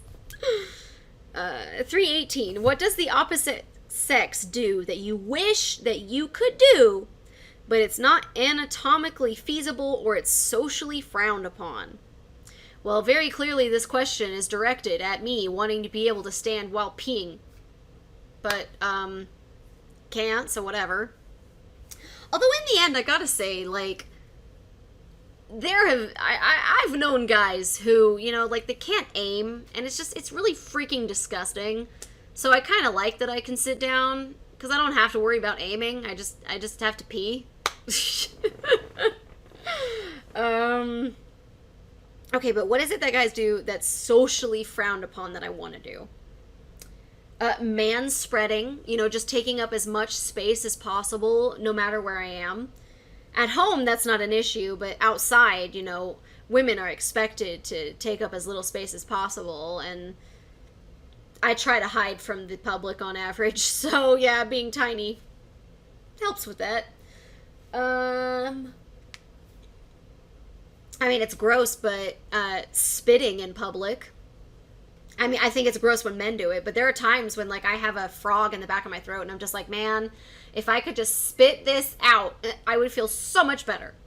But everyone's gonna be really, really, really annoying about it because I'm a girl.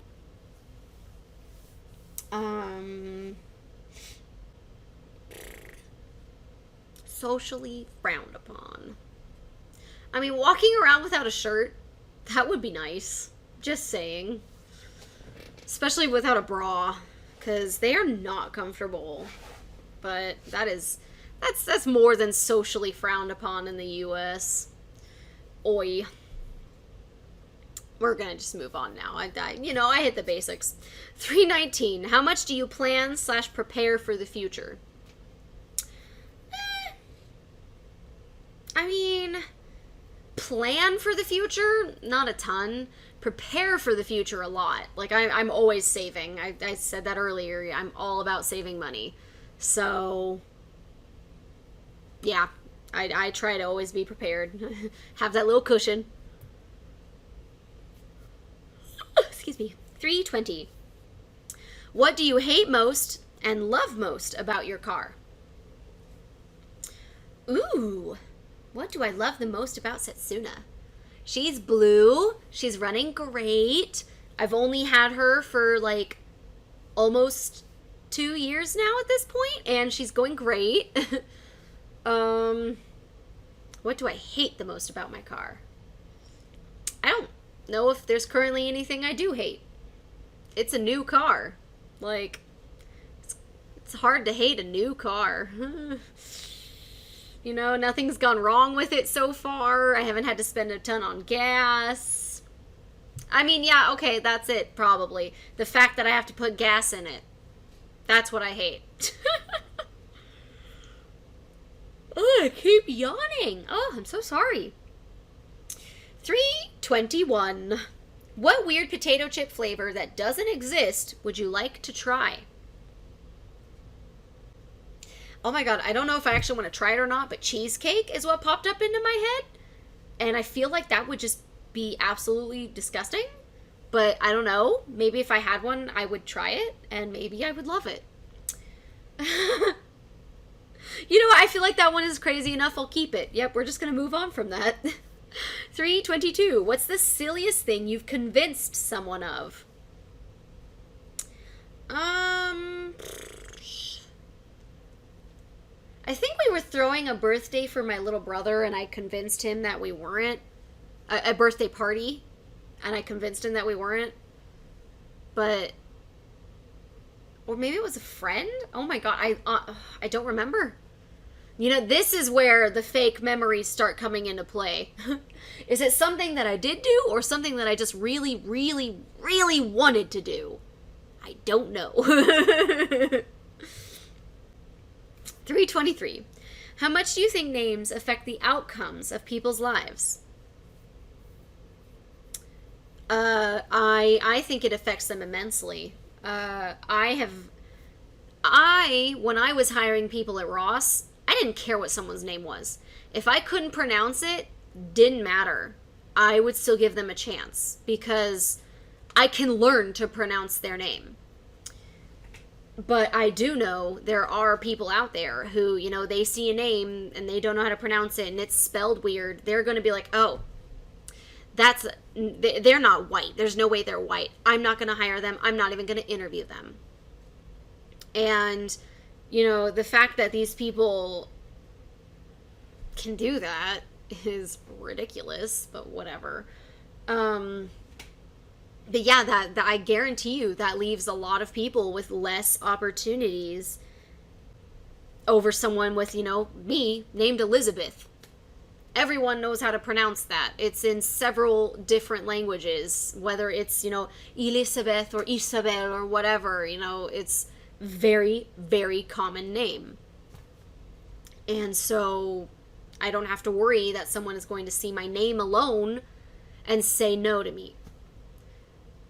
But I know it's happened to people with, you know, more difficult to pronounce names or just less common names because people have these ideas in their heads of, oh, this person is black because their name is Letitia or something. Like,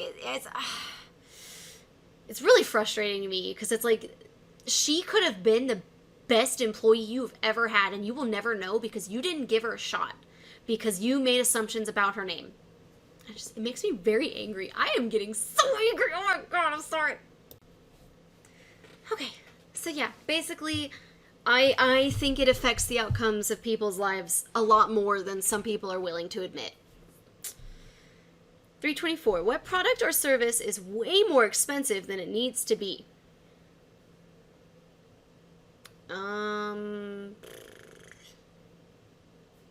I know there are a lot of foods that are way more expensive than they should be.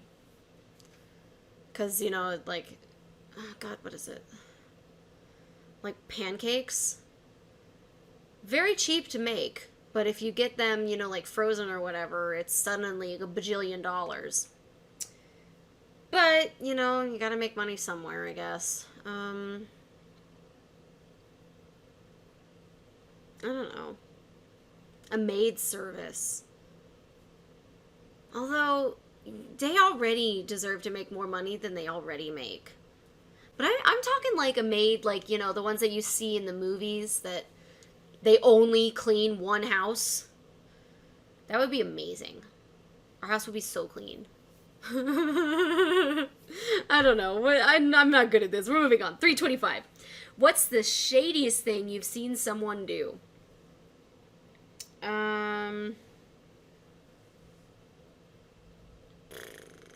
What's the shadiest thing you've seen someone do?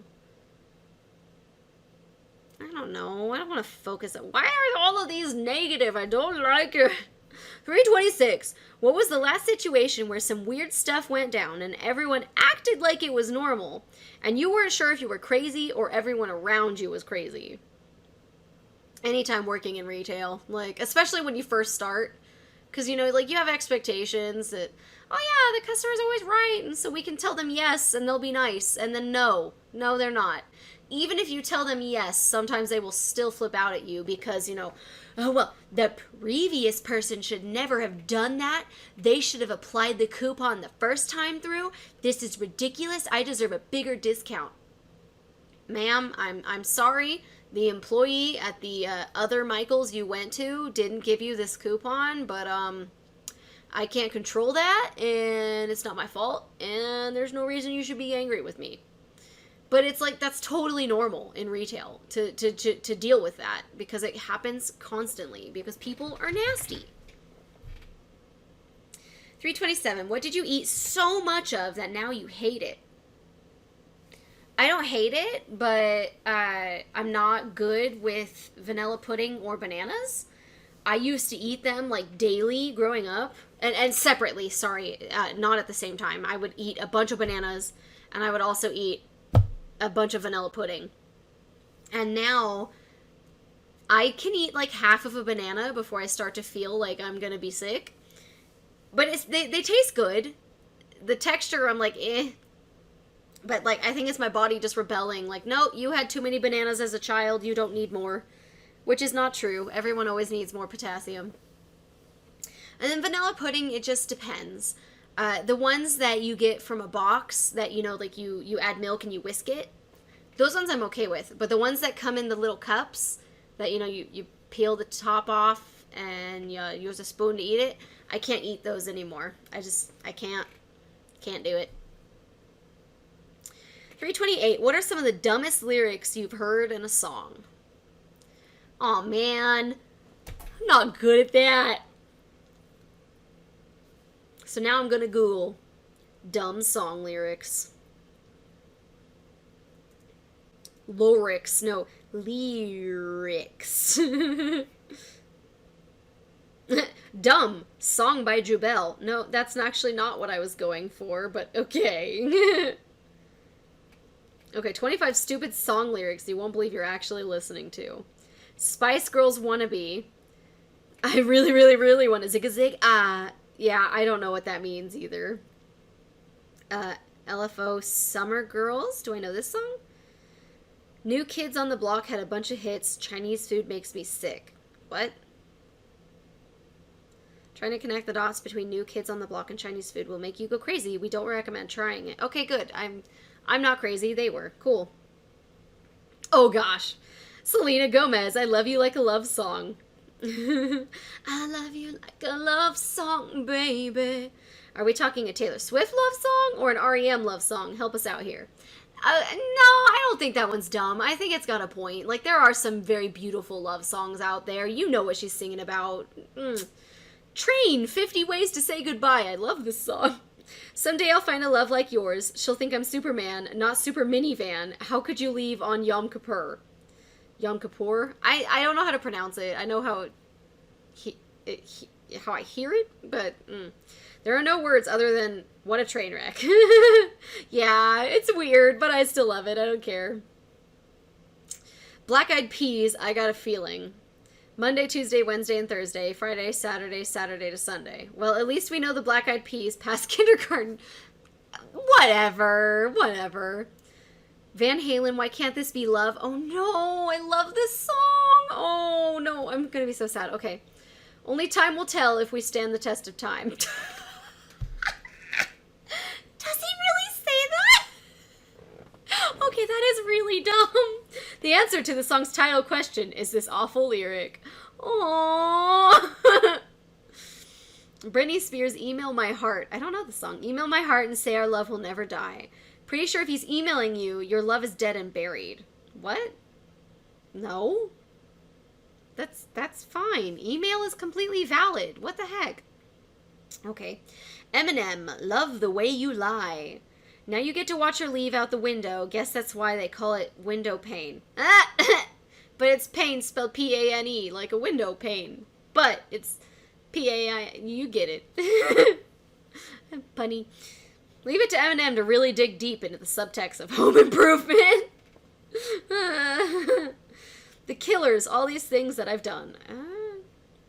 Oh, I've got soul, but I'm not a soldier. So souls have more soul. So confused.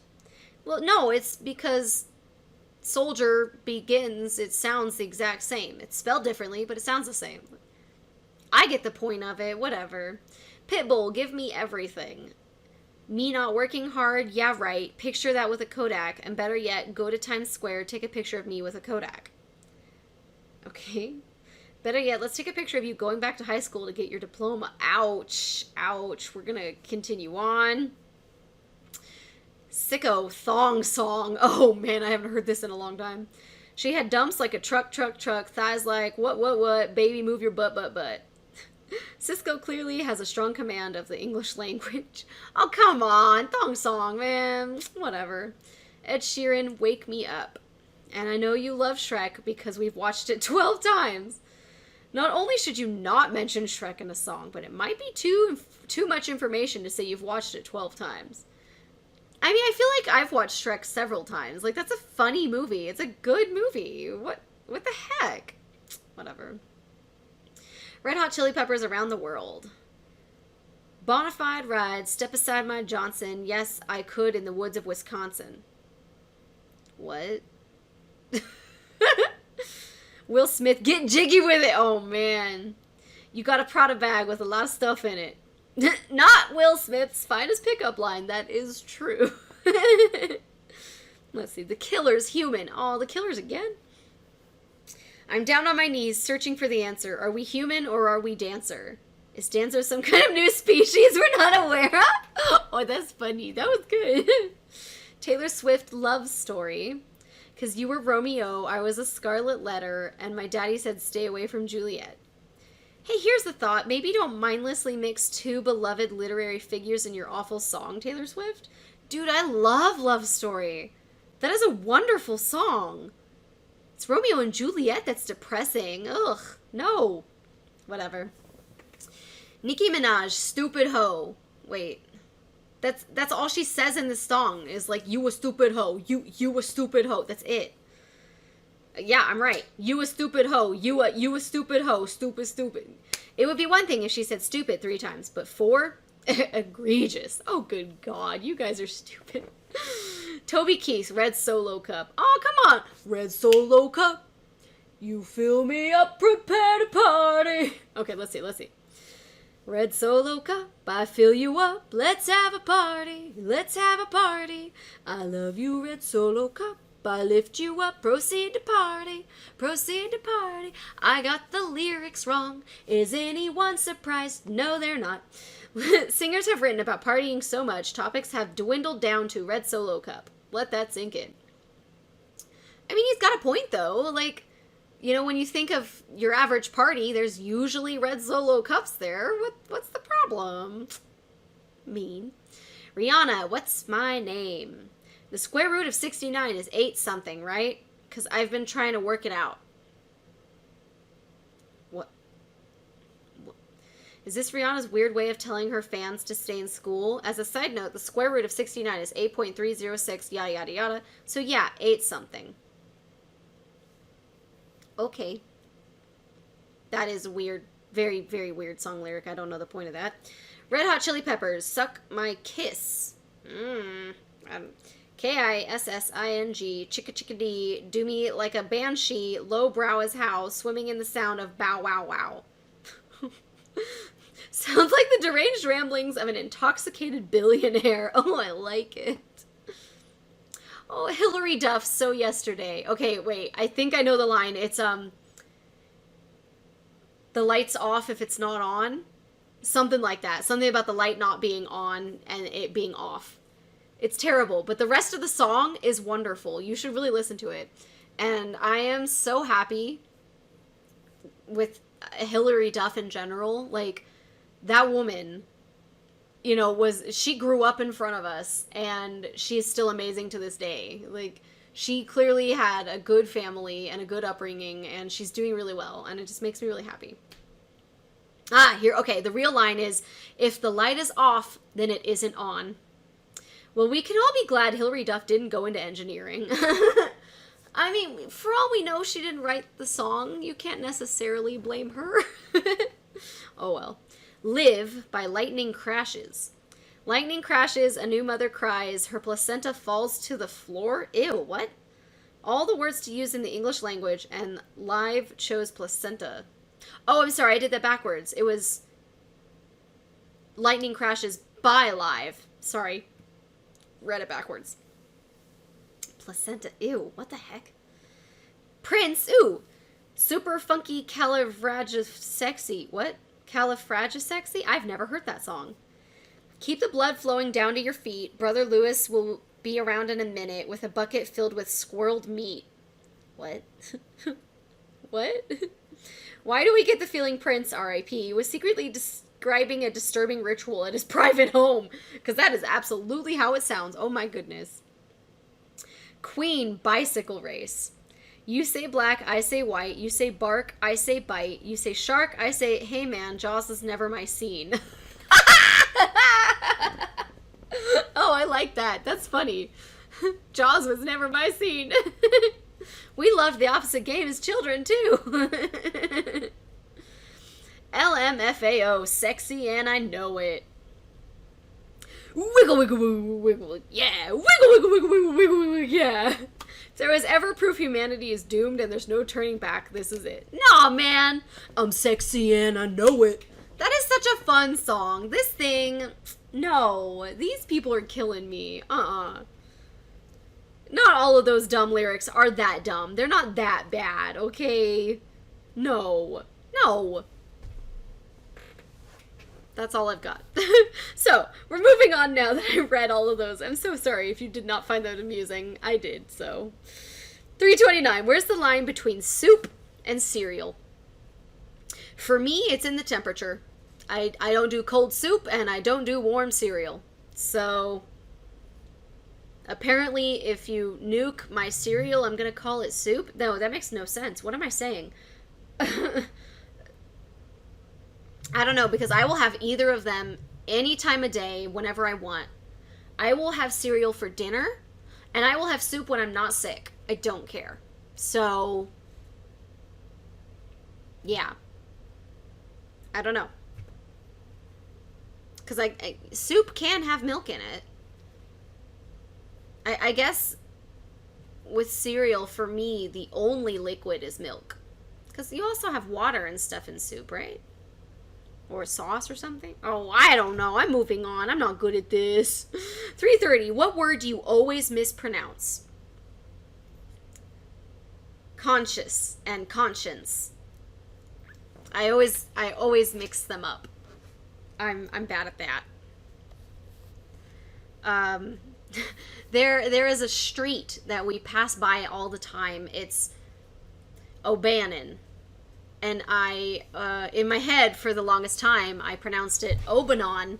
And then one day I said it, and David has not let me live it down. And so every once in a while, we'll be driving by it, and I'm like, are we taking Obanon? Oh, O'Bannon! So I still do it. I don't know why, but I do. And it's not on purpose. 331. What do you think you do better than 90% of people? Okay, wait. So if I say cross-stitching, does that mean, like, people as a whole? Like, all of society? Because that is 100% true. The majority of people on Earth are not cross-stitching, so of course I'm better than the majority of them. But if it's specifically just the people that are cross-stitching, I don't think I'm better than 90% of them. Not at all. No way. Yeah, I don't think there's really anything that I do better than 90% of people that also do the thing. That came out weird. Moving on. 332. What would be the worst food to be liquefied and drunk through a straw? Like meat? I feel like that would be absolutely disgusting. Ugh.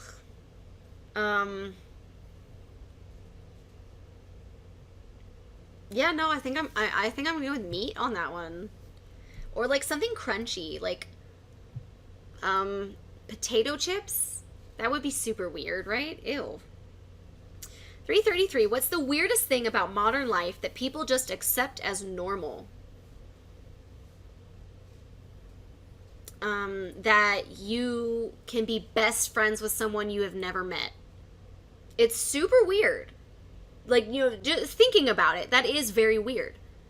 But it's also one of my favorite things about the world. You know, like, if you can't find someone at your school or in your hometown or, you know, wherever that you can relate to so well that you call them your best friend, you can find someone online who feels the same way and has a lot of the same, you know, ideas that you do.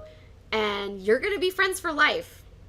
Like, a lot of the people that I was friends with on Gaia Online, I am still friends with to this day on Facebook.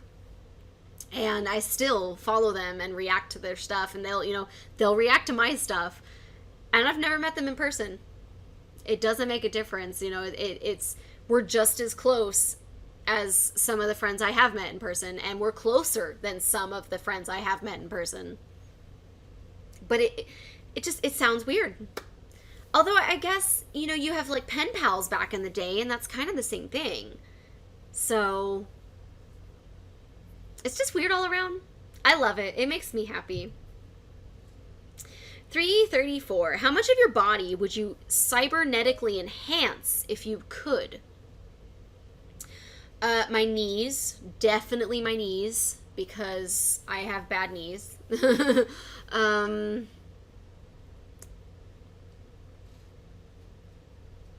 Maybe my wrists, because I'm sure those are gonna go, and having them cybernetically enhanced would only be helpful, right? Or would that be an issue with my cross-stitching? If it's gonna potentially mess up my cross-stitching, I won't do it. But my knees play no part in that, so that's fine. My eyes, that way I can see more clearly. That would be great. My ears, so I could hear better. That would also be great. What else would I enhance if I could? It's a very interesting question, not gonna lie, because, you know, like, could I enhance my brain? Would it make me smarter? Like, if I enhance my heart and my lungs, will I live longer? Like, if I enhance my skin, will I, you know, not get wrinkles? Like, I don't know. I feel like most of the ones I'd want would just be ones to, you know, preserve my quality of life. So, 335.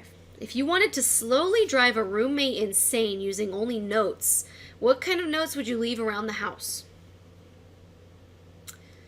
I wouldn't want to do that. That's really mean. But, I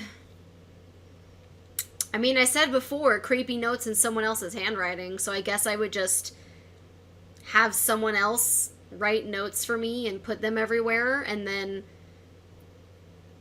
you know, like, I won't read them.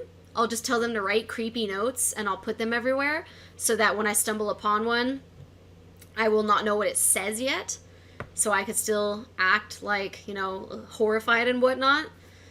And then, you know, I can act like we're haunted or something. I have no idea. I don't like the idea of this. 336. If you had a giraffe that you needed to hide, where would you hide it? I can't think of a single place where I could comfortably hide a giraffe without putting it in danger. Because, yes, they can bend down very far with their necks. In the wild, their food is up very high in the trees. That's why they have such long necks. I feel like it would be horrible to keep them cramped up in here, where they're, you know, constantly going to be hunched over. There's no way that's going to be good for them. I mean, I would take one to the zoo. Like, they will be prepared for that. They have enclosures specifically for giraffes. 337. What's the clumsiest thing you've done? Aw, man, I have stubbed my toe and done all these other things so many times. It's ridiculous. I can't think of a single one. It's just all of the things. It's everything that I do. 338. What songs do you only know the chorus to? Oh, a bunch of them. There's so many songs that I only know the chorus. And it's not necessarily because I don't want to learn the rest. It's generally more that that's the only part of the song that I know that I'm hearing correctly. You know, it's the only part that I understand fully. Yeah. Yeah. A lot of songs. 339. Think of a brand. Okay. I'll go with Kellogg's because they were talking about cereal earlier and I'm hungry now. Now, what would an honest slogan for that brand be? An honest slogan for Kellogg's? If your cereal is better than ours and cheaper, we're going to buy it out, and then we're going to raise the price, and we're going to get rid of it, and then people are going to be stuck with what we have. That would be honest. From my understanding, at least. So, yay. 340. I love Kellogg's cereal, by the way. It's like, I do. But from what I understand, they buy out the competition constantly. And it's not fair. Especially because I remember when they had... It wasn't Kellogg's. It was someone else. They had crispy rice. It was delicious. It was better than Rice Krispies. But it was bought out. And then it was changed to crisp rice, I think. And it wasn't crispy rice anymore. It was not good. And then I haven't seen it since. So... Woo. Lucky Stars, way better than Lucky Charms. So good. Yeah. 340. What's something common from your childhood that will seem strange to future generations? No internet, no cameras, no cell phones.